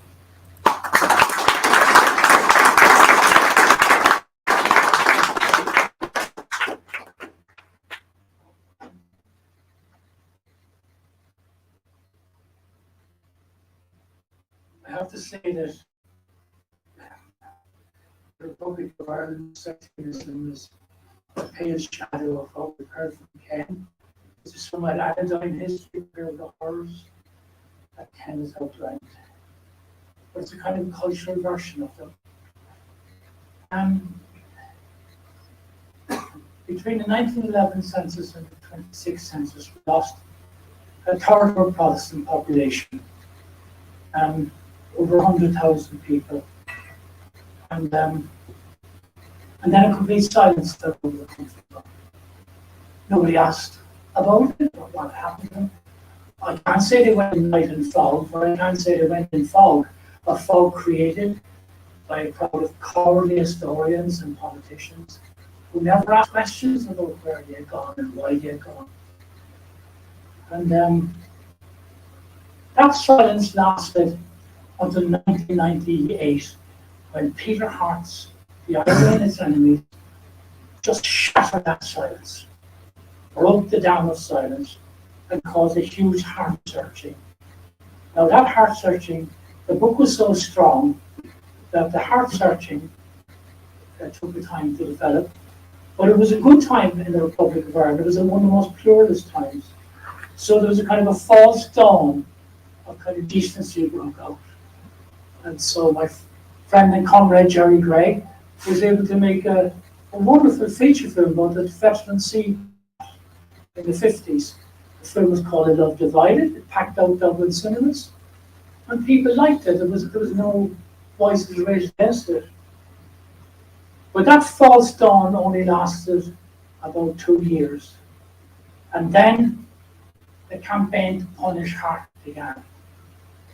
And it was a campaign which I think took a lot of people in the public by shock. It was so savage, but not me, because I've been around for much longer at that work. And what happened was that Hart was targeted by a group, a motley group that I've come to call the Peaky Blinders in my head. They were made up of the Albane group, the fanatical nationalist cult in North Cork. They were made up of itinerant Republican and nationalist historians. Despicably, they were made up of UCC History Department, which failed, not only failed to defend Hart, but soon began to try to play down the sectarian incident in West Cork, and later then in Cork City. So that kind of brutal bayonet fighting that broke out, I would call it bayonet fighting, after 1998, it just went on relentlessly in media, social media, and at meetings. And poor Hart, whom I met, and who struck me as a very fragile individual, Hart, because he was a noble and decent man, tried to engage with them. Which should never do, of course, with these kind of Irish, the Holocaust deniers. You should just smash them every chance you get and refuse to give them an inch. But poor old Peter, with that kind of Canadian sense of discussion, used to turn up at meetings in Cork where he was subjected to the most vicious abuse by outliers from the Albanian group, by tenant Republicans. And he was abused. I mean, I was at one meeting, it was quite appalling. And Hart was a fragile person, fragile health. He died in 1910 or 2010. Myself and Kevin Myers haven't the slightest doubt that Hart died partly because of relentless attacks on him. The savagery of them. He was constantly upset when I met him in Dublin around 2009. He was very shaky. And I have to say that he wrote a book in Michael Collins that I had words with him about, because I thought it was a vain effort by Hart to appease the nationalists attacking him. It's a very poor book. And you shouldn't have written it. But that's what happened. The great illuminator of what happened in Ireland, Peter Hart, was fundamentally battered around the place without any real support from Irish academic historians. Now, I know many people at the time were shocked at how vicious the kind of debates became on social media. But it was no use to me, because luckily for me, I had been, if you like, almost trained for that kind of bayonet fighting. And so I went to war with them everywhere I could. I had 20 years of writing in college, 10 years for the Sunday Times, and 10 years for Sunday Times. And while the academic historians are debating up there, and PhDs and doctorate pieces and everything, I was doing the kind of bayonet work every Sunday in the Sunday Independent, before that the Sunday Times, taking on the deniers, the kind of the people blinders, the people who wanted to fog up that history.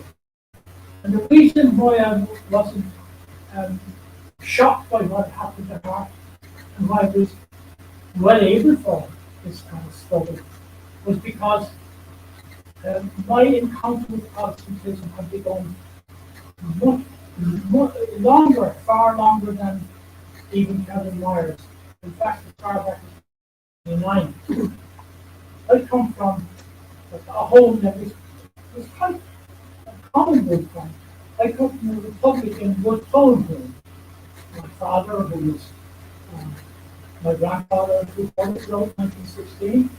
But our family tradition was good home Republican, it was Protestant Catholic centre, and we were rare, my family was rare, and we weren't alone in Cork. We were rare to respect Protestants. My mother told me I had to take off my hat when I met the Protestant minister. As his father, she said, we would like that better than we call it. So and my father was a big hardliner, and that he was a strong supporter of Franco, of the Republican government, social government of Spain. And he called me in from the garden in the 50s to listen to De Valera saying that the presidency boycott was ill-advised, ill-considered, and futile. I was wearing that attitude. So, but I hadn't any knowledge of Protestants. I'd never met them. They were an abstraction out there. I came from the village of Douglas, which was full of Protestants. We never met them, we never talked to them. So my first encounter with Protestantism as such was in 1979. I was driving on Lizard Head, and I looked down suddenly with a shaft of sunlight in the late summer, lit up this beautiful, tiny little Celtic church below. And the farmer standing in the field, doing a bit of work, And so I was wearing a flannel, which means you're an Irish speaker, and he took me for one of his own, and he said, "You're looking at church down there." And I said, "Yeah," I said, and I didn't say, it's there, it's there, it's so good. Tiny little Catholic church. He said, "Well, that's the Protestants, they call it Chumple na Muck, the Church of the Poor. Well, we call it Chumple na Muck, the Church of the Pigs." That was 1979, and I knew if I could dig into it. I got leave absence from RT, and I began to use the church into what happened in the Mizzen Head. And it laid down an archetype for me of everything that would happen after that. If you reveal anything that's distressing for the Catholic community, and that is to get them all in the Mizzen Head. Because the story was told by the Catholic folklorists in the area and repeated in the Southern Star newspaper every year was that during the famine, the Church of Ireland minister William Fisher, a proselytizer, had invaded the Catholic as they were, into becoming Protestant. And there used to be a yearly article in which he was depicted as a diabolical figure crossing the landscape covered with white clouds. So I dug into it and I came up with a very different story, which was turned into a play for the Abbey Theatre in 1985, which was really well received.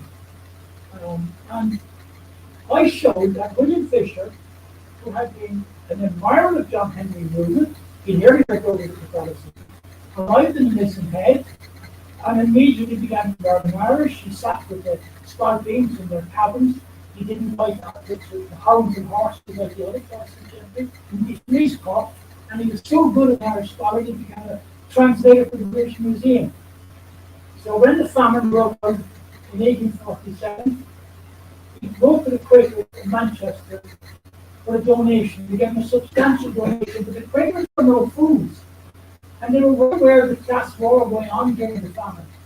Whereas the farmers were getting, strong farmers were getting the bulk of any relief going.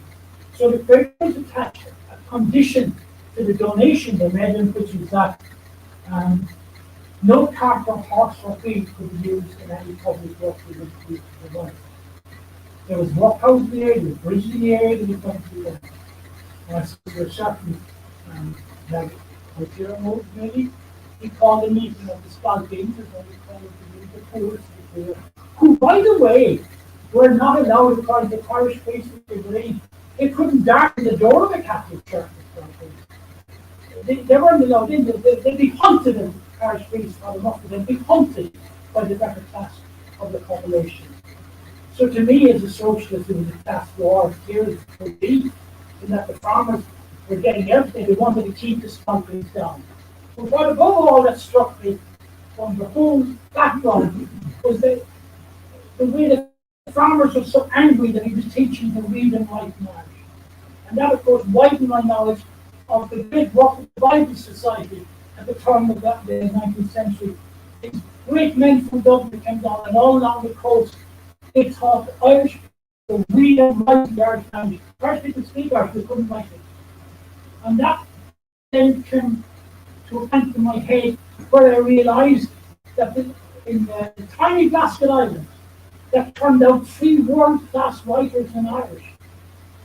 You know, Peg, Moss O'Brien, Bruce O'Sullivan, that their fathers had all been at the Protestant school, the mission school in the island, which was conducted entirely through Irish. And nobody would say that. You know, I wrote in the Sunday Times, I said, just like Sherlock Holmes, you know, probability. What is the likelihood of a tiny island turning out 3 world-class writers in the Irish language? I mean, unless somebody taught it to them. But of course, Maurice Sullivan's grandfather was famously considered General of Cross.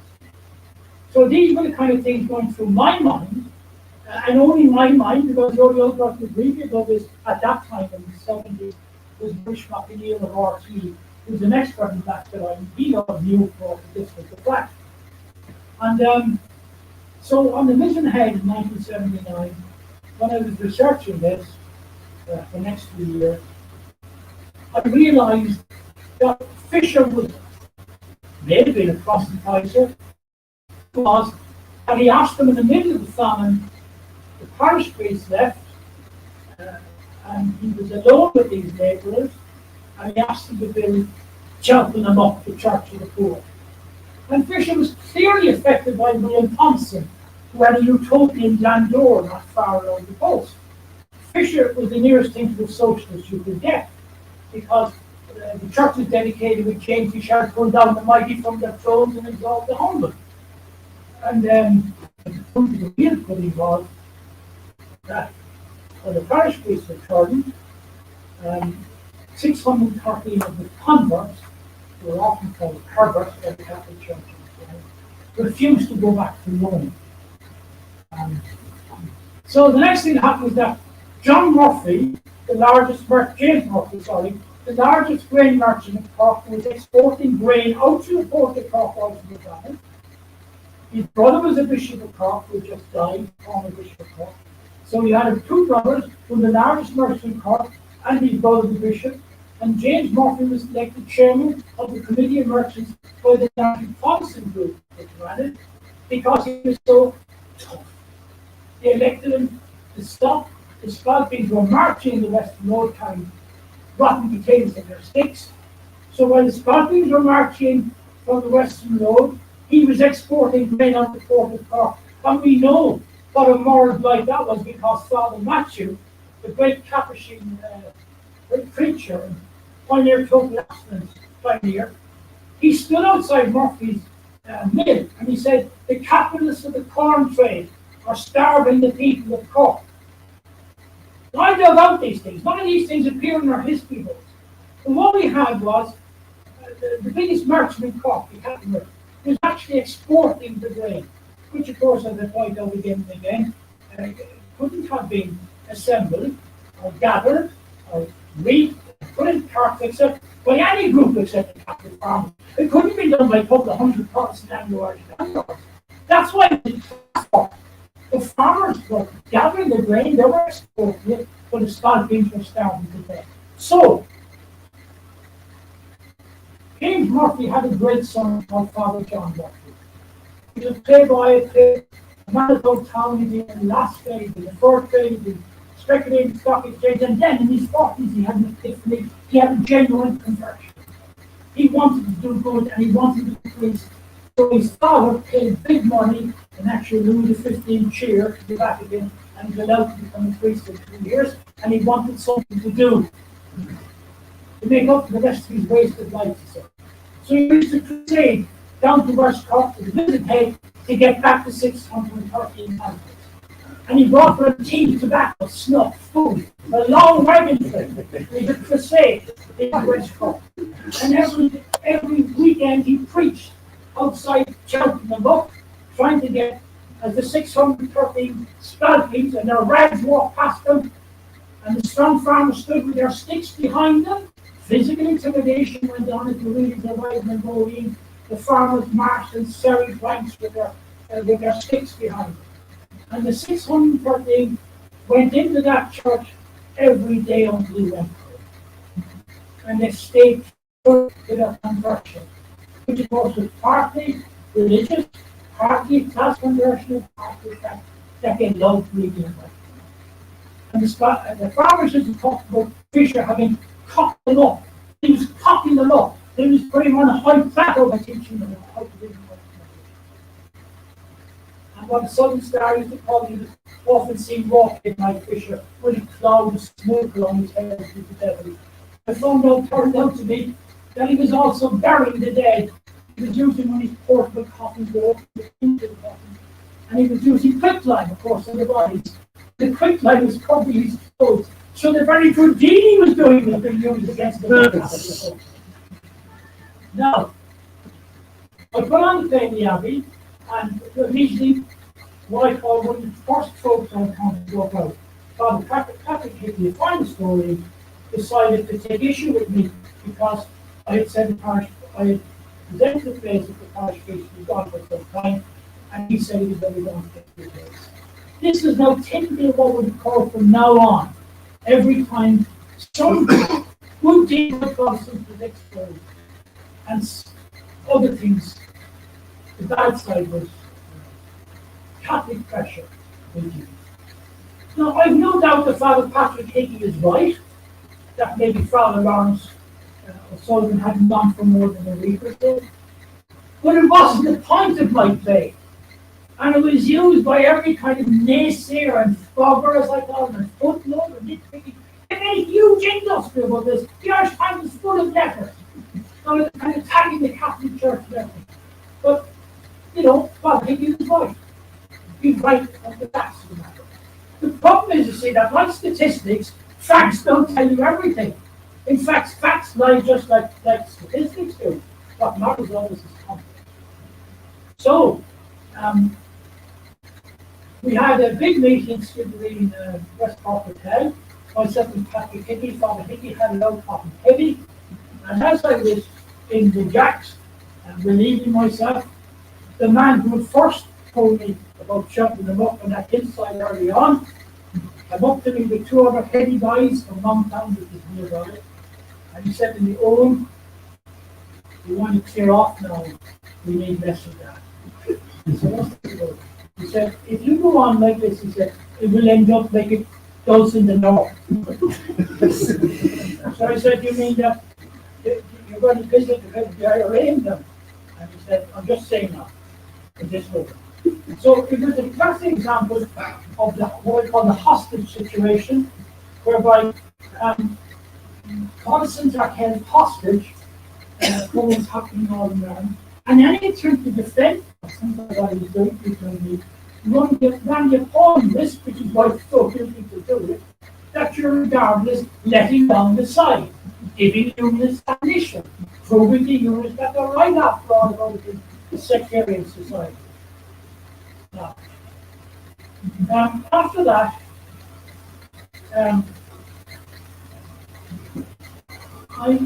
10 years passed while I got into more stuff. But fundamentally, I felt that I had lost them the chances of kind of saying anything about Protestants had kind of died. And Clay was on in 1985. My answer liked it because it was a good strong play.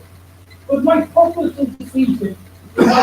The play for me was a vindication that I wanted a young generation of Protestants to see and put on the play in their parish halls, because what it was paying a tribute to a great Irishman, a great Irish scholar, and a brave man, William Fisher. And I thought he could become a role model for him. But I realized that no Protestant was willing to put his head up. And that was my real encounter with fighting out with the silences that Protestants imposed upon themselves. The silence that Hart broke. And so when Hart broke the silence and was then attacked viciously for doing so between 1998 and 2010 when he died. But the effect of Hart was so strong that an awful lot of ordinary decent people didn't care what the university's academics said. And not decent people like Brian Lennon Jr., the late Brian Lennon, politician like him, used to talk to me a lot about Hart. And Senator Neil Sullivan from Kerry. There were a lot of politicians, ordinary politicians, who totally agreed with Hart. But they weren't going to say anything in public. That's why Brian Lennon, in a speech in Maryland Law in 2010, said, but deliberately in his speech, he said, many of those killed, he said, were killed because of where they worked or because of where they worshipped. That was the first politician ever, the first person to have to state where they acknowledged that there was a problem. But then suddenly, I don't know, like Hart's, the level of Hart's work began to work, not an academe, which was so busy trying to prove that West Cork, the man was being played up too much, and Cork City figures of Protestants were being exaggerated. But that had a huge effect on ordinary people, and on a certain section of what I might call, it created an intellectual class. And so, the first thing that happened was that, well, the dominant argument was going on in academia and social media. A couple of brave television producers began to take on other atrocities by the IRA. The first was a wonderful film by Neil Salmon on the Cooley Priest murders between there were Cooley set, small Protestant set, which I knew a lot about because my father was a wholesale grocer and the Cooley's used to come into it to get their tins of biscuits or cakes of biscuits. And he loved them because he always paid them there, he always paid cash. So I knew about the Cooley's, he didn't frighten me, I thought they were great people. And I was so angry by this disgusting story of the IRA, inventing the story how they were fired on, and then it was two brothers out and they shot them with the boy and gently. This film drove the Peaky Blinders mad. They started publishing books and pamphlets trying to disprove this. But everybody knows that that meek and mild sect like the Cooley's wouldn't go looking for trouble. We just murder pure and simple. So Cooley Priest had another dent on the side. And that was followed, and of course, like, it was followed by, I never saw such denial as in the Cooley Priest, and very values on Lambert. I mean, books were published trying to disprove the case that was made in the Cooley Priest film on RTE. And that fog, that Peaky Blinders fog, which is a trope of obfuscation, nitpicking, footnoting, clouding any issue where the IRA are exposed, was true of Dunmanway. It happened after the Dunmanway thing when Hart revealed the Dunmanway business. It happened after the Cooley Priest film. It happened after, even as late as the Clifton Orphanage. You know, when the British Army had to protect the children in the orphanage, they marched them outside and left them on the lawn and wanted to shoot one of them, actually, until they made them bravely kind of with manners on them. So, and then finally there was Gerard Murphy, my friend in Cummins, Gerard Murphy's Year of Disappearances, one of the most important books ever written about the period, which the academics didn't like because Murphy wasn't an academic and because it's only speculated. But like, it's like Sherlock Holmes, you put a lot of facts together and you can draw reasonable conclusions. What Murphy was doing was drawing reasonable conclusions that there was effectively a pogrom against Protestants in Cork. And Murphy had been some very hard Republican family in his Cork. In fact, he was part of the who could expose Martin Collins, Sing Sing, the prison. And that really drove the Peaky Blinders mad in Cork because to be attacked by another Republican, not be attacked by a one-term Republican by me, but then to have another one-term Republican telling them that Florrie O'Donoghue and one of the heroes of the first Cork Brigade was basically a kind of a monster. The guy who wanted to who targeted members of the Boys Brigade, shot them, and buried. The first Cork Brigade went through a major sectarian conflict, all of which was denied by UCC to come up with this thing called Cork Fatality. Then I had constant public polemics with UCC about West Cork and about the Protestant shootings in the city. 71 people were shot in Cork as spies. 31% were Protestants. The population of Protestant population Cork is 9%. Totally disproportionate among the Protestants. Well, of course, I'm not an academic, and it wasn't until later Patrick in Trinity College who came to my assistance. He didn't mention he did come to my assistance. And in a wonderful article in History Ireland, he put manners on UCC and just laid down the facts of the matter, and with no going back. So they kind of have quietened down states and do some of the opportunities to be taken in front of the damn. But anyway, the point is that this was a real opening, not just a part opened up Cooley Priest, opened up the Monday, opened up so many other things.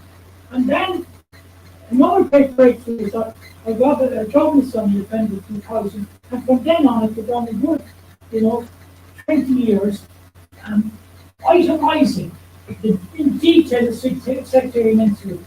And to help me there, I had help with that.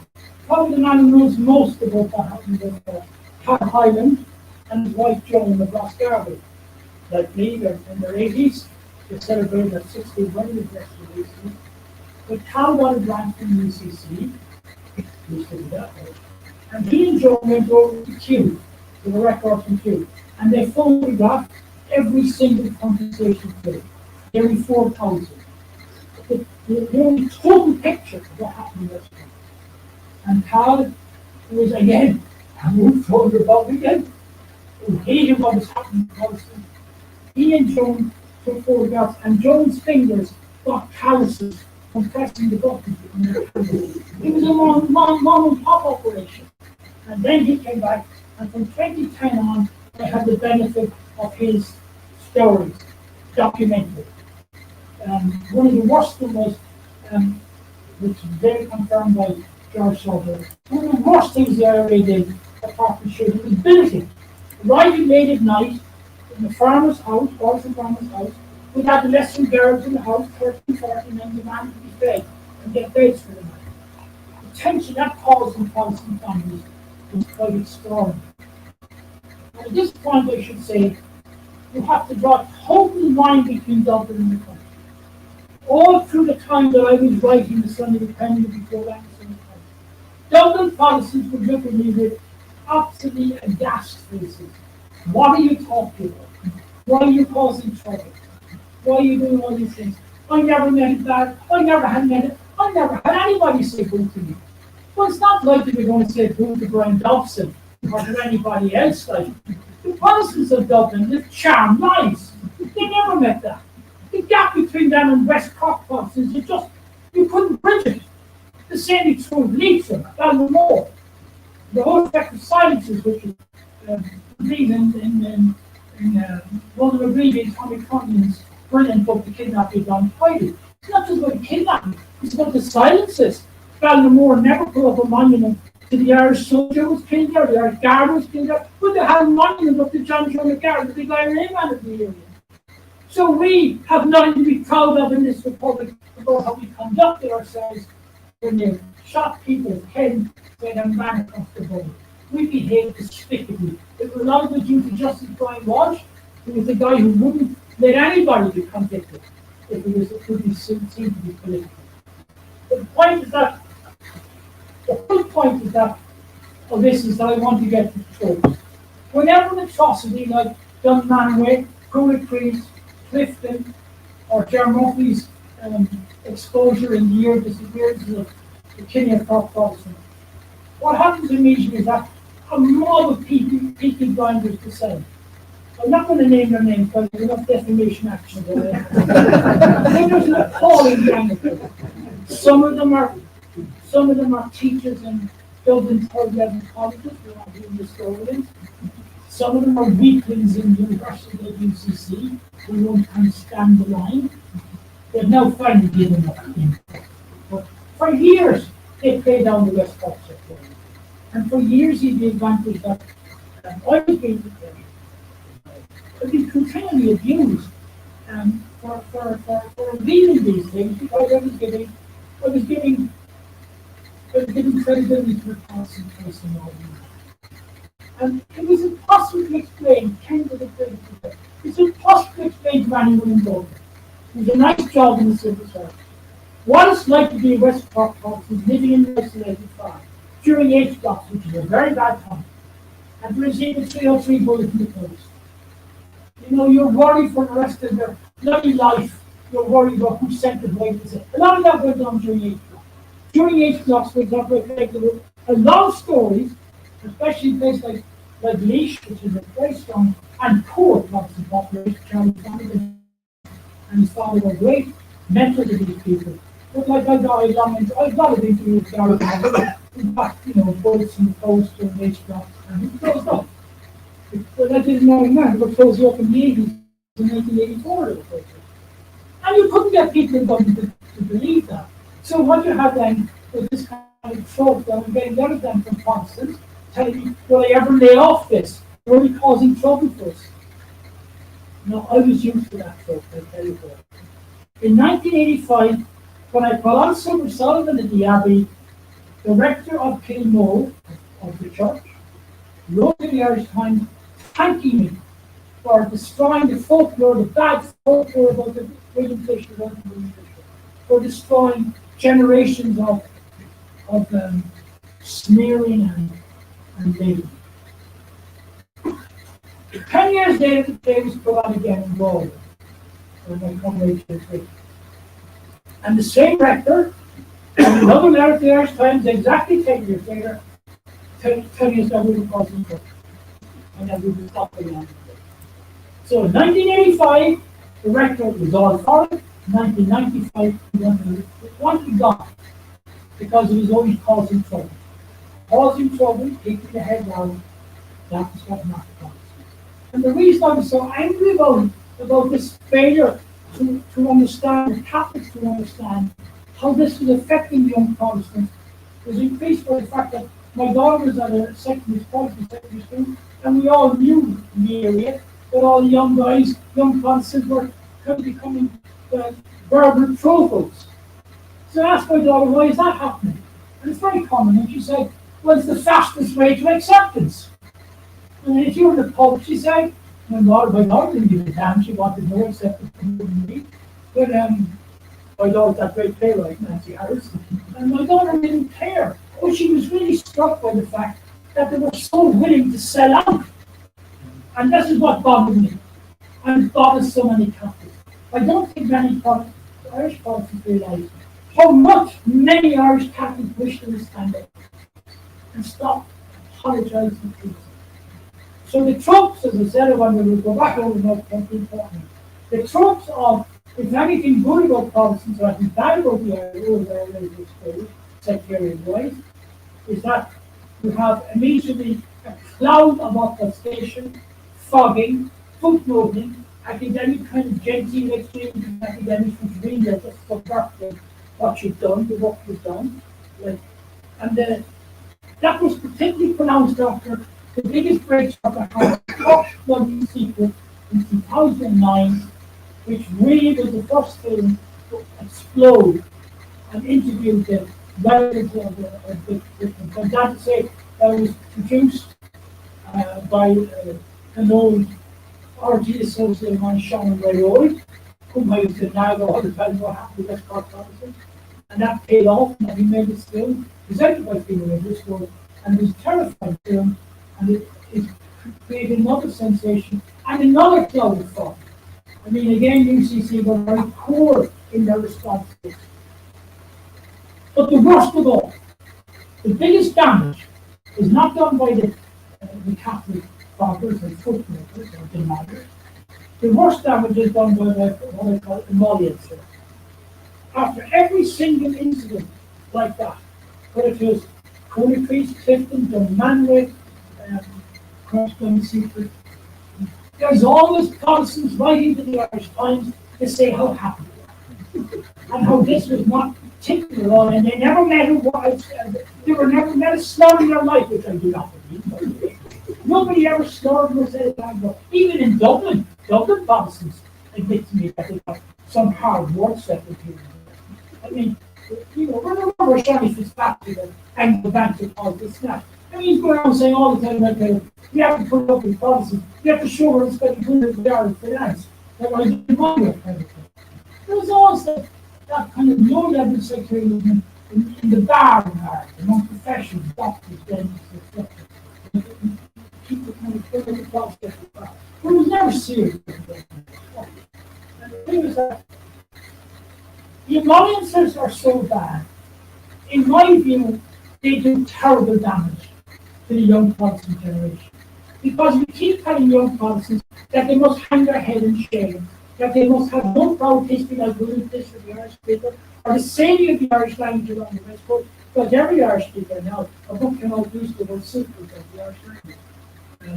And look, it's all that stuff I've been saying for years about how the work of the Irish Society in the 1800s had saved the Irish language, the written language. Yes, there was Protestantism in the language. But Protestantism is a very moot point for Irish Catholics. I mean, there's a statue that's written, a lovely statue of Canon Goodman, the great collector of Irish music.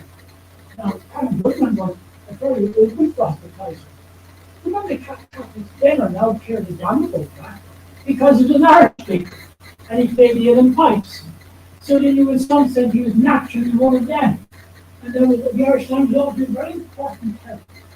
But the embodiment says, what they do is they write in the Irish language and say, Owen Harris or somebody has done this program and will give the impression that, well, I must say that we are very happy to be Protestant and Irish.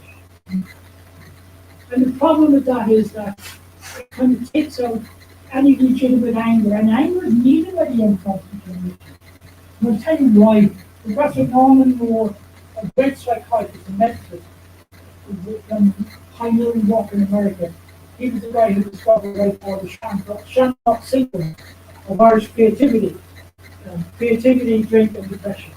Yeah, he did a survey proving that if you're a mood to drink and you're creative, you can stay work, but nobody wants to know that. But Norman Moore told me that he had to see that he was depressed by so many young Protestants coming to him in the 40s and 50s with deep depression, which he believed came from nothing else but the fact that they felt themselves unable to speak openly and freely about the experience that they had.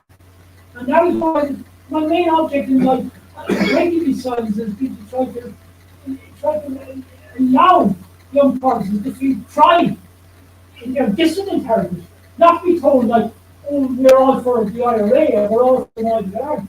But to say, we're all proud of the fact that we saved the Irish language on the West Coast, that we had brave men working on it. And I believe that the hiding out of Irish Protestants has done terrible damage, and the alliances have done terrible damage. And I was so cheered up when one time after myself or someone else had exposed some sectarian IRA philosophy, was a letter sent to the Irish Times, signed by 100 Protestants, saying how happy they were. And John Harlan, the senator, said, well, if they're that happy, why do we have to write their attention? You see, the fact is, they're held hostage. I mean, Irish Protestants are effectively held hostage by the fact that if you open their mouth, then people are going to like West breaks like a helping the Protestant law, and it's intriguingly wound up with the hostage situation now. So that is why, Jared, probably the end of now, the one thing that had never happened in all these years, my daughter Dolly will say this, was once I wanted some Catholic to admit, without footnotes, that there'd been a bad thing done in Denmark, that had been sectarian murders or anything.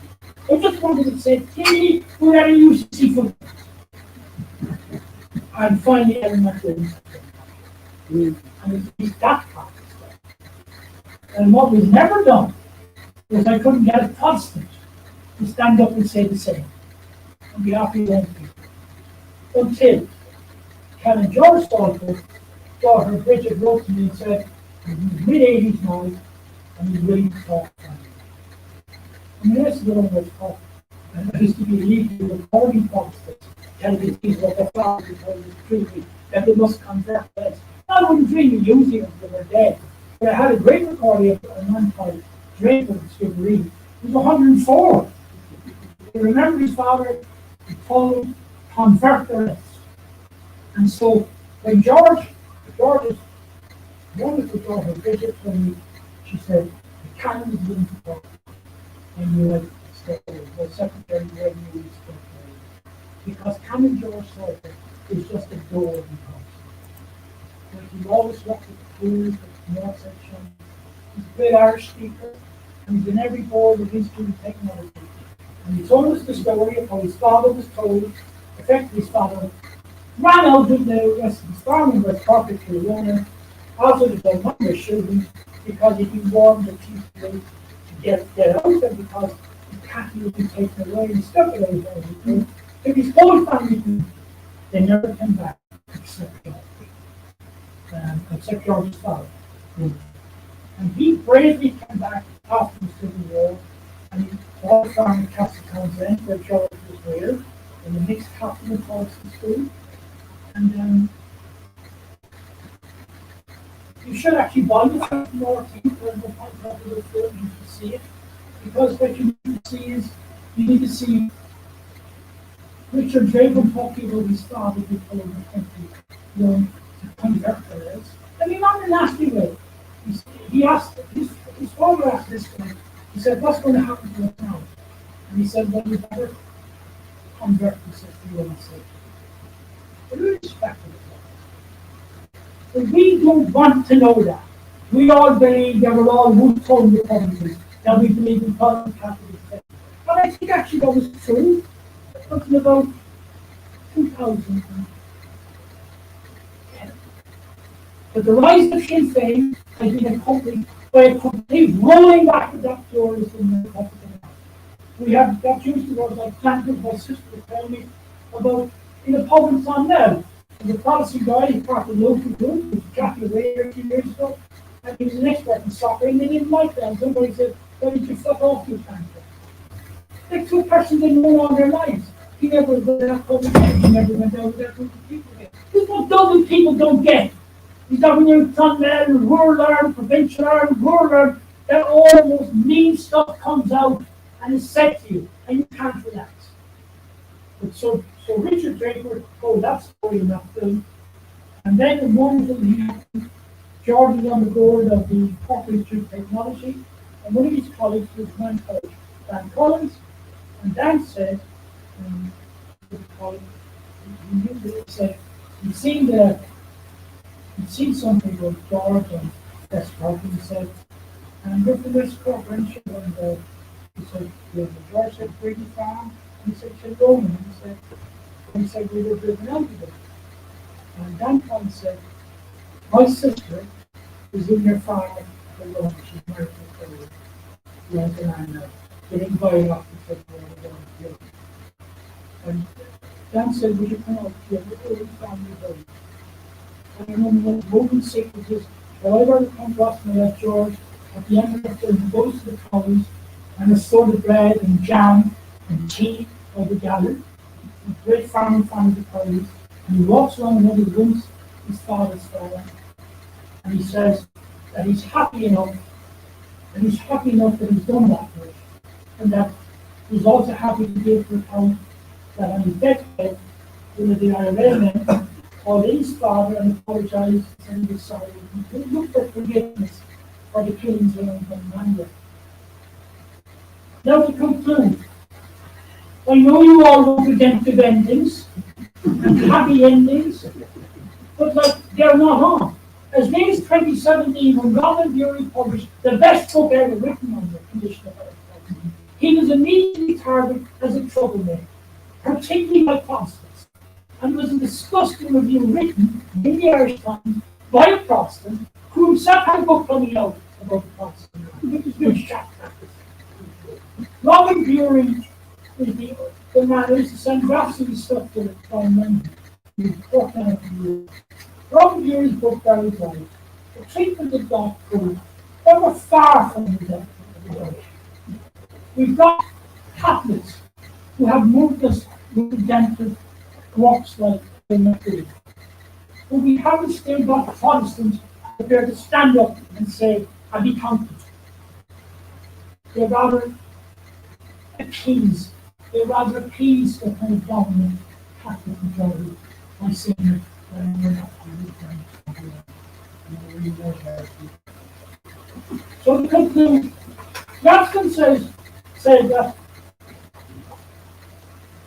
probably the best thing to do with the pouring parts of the past, maybe think with the great massacres in Europe, with blessed oblivion.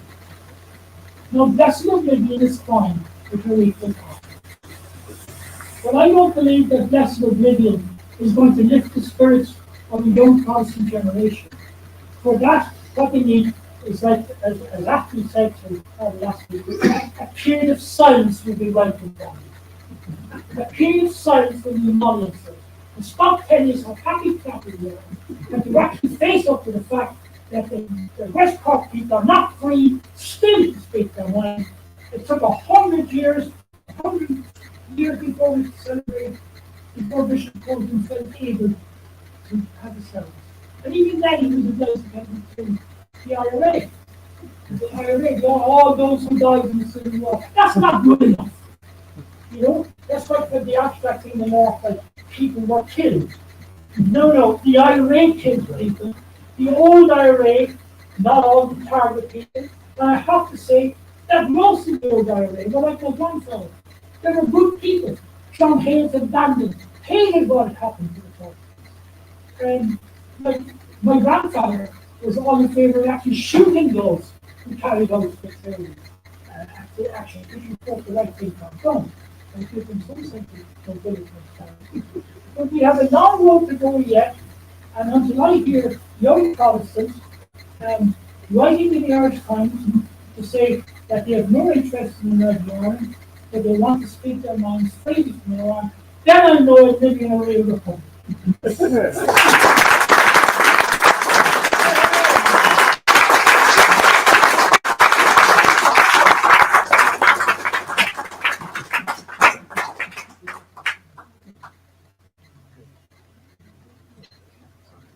Right, heard of it.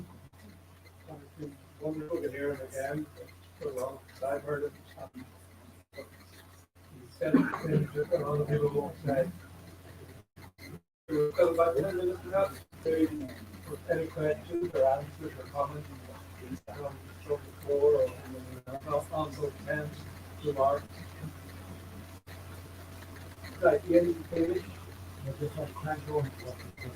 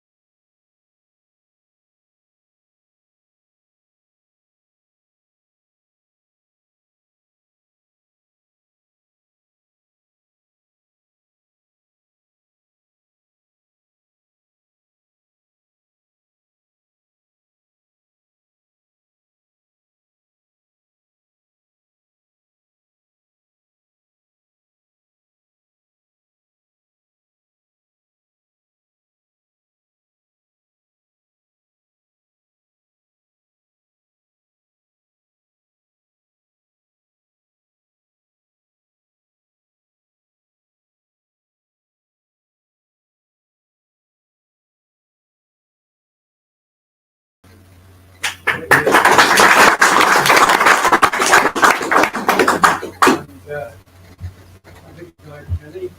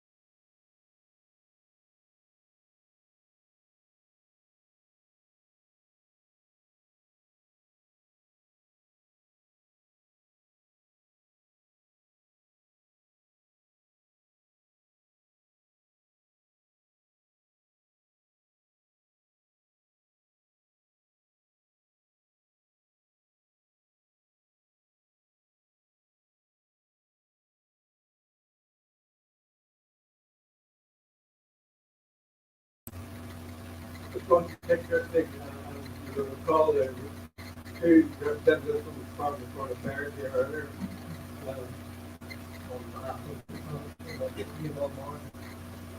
And there's one thing I think that we can do today, and that is ask for the Irish government look into the appearance between individuals in Dunmanway, the Holy Group, and Captain Herbert Wood, whose bodies have never been found. And the church world is somewhat opaque about whether they are really buried in some churchyard or not.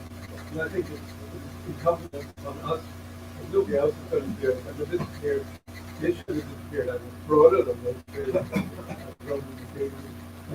There are numerous people in the 1920s who disappeared. But I think we should ask the Irish government, in this instance, it was a man-made grave, that they put into liaison with the church world to do their best to try and find those bodies and do the proper burial in the church world in Court. So I'm assuming that the dog is here today in favor of that, and we will put that request to the province for it. And because they have the independent commission and the treaty of living names here, it is in existence on both sides of the border, and there's no reason why that has to be there. So, anything else, any particular aspects or issues that we want to address? We've got a few minutes left before we go down to the evening, and some will travel breakfast back to the north. I'd be happy to hear from you. First of all, well done for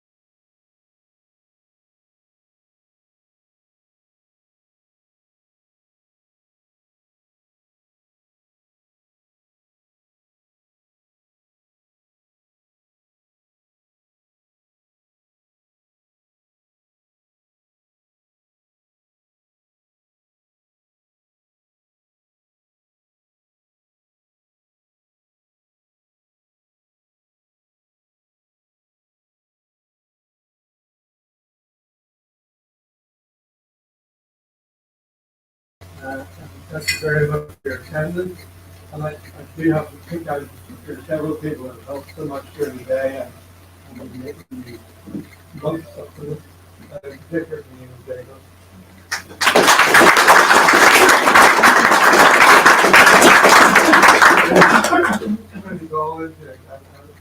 Two people outside, Christians and adults, the board have been exceptionally on the day, getting broadcast to the wider world, and ensuring that our security is significant, and we've had no problems David, Bill Gates, right? Yeah. It would be useful. I don't know, you want to say a word or two at the end, or? I would like to thank you, Jeff, for chairing today's proceedings. I'd also like to thank all our speakers who kindly given us their time. A lot of other people who helped make the event possible. Lots of them, they know who they are. I don't want to list them in case I leave anybody out. But I also want to thank you all very much for coming along and spending the day and for all your support and encouragement. We will be putting out a press release this evening. We'll copy it off all that, copy it to you all within the next few days. If you agree with the sentiments that are expressed in that release, please get back to me and we'll keep in touch. Thank you all very much.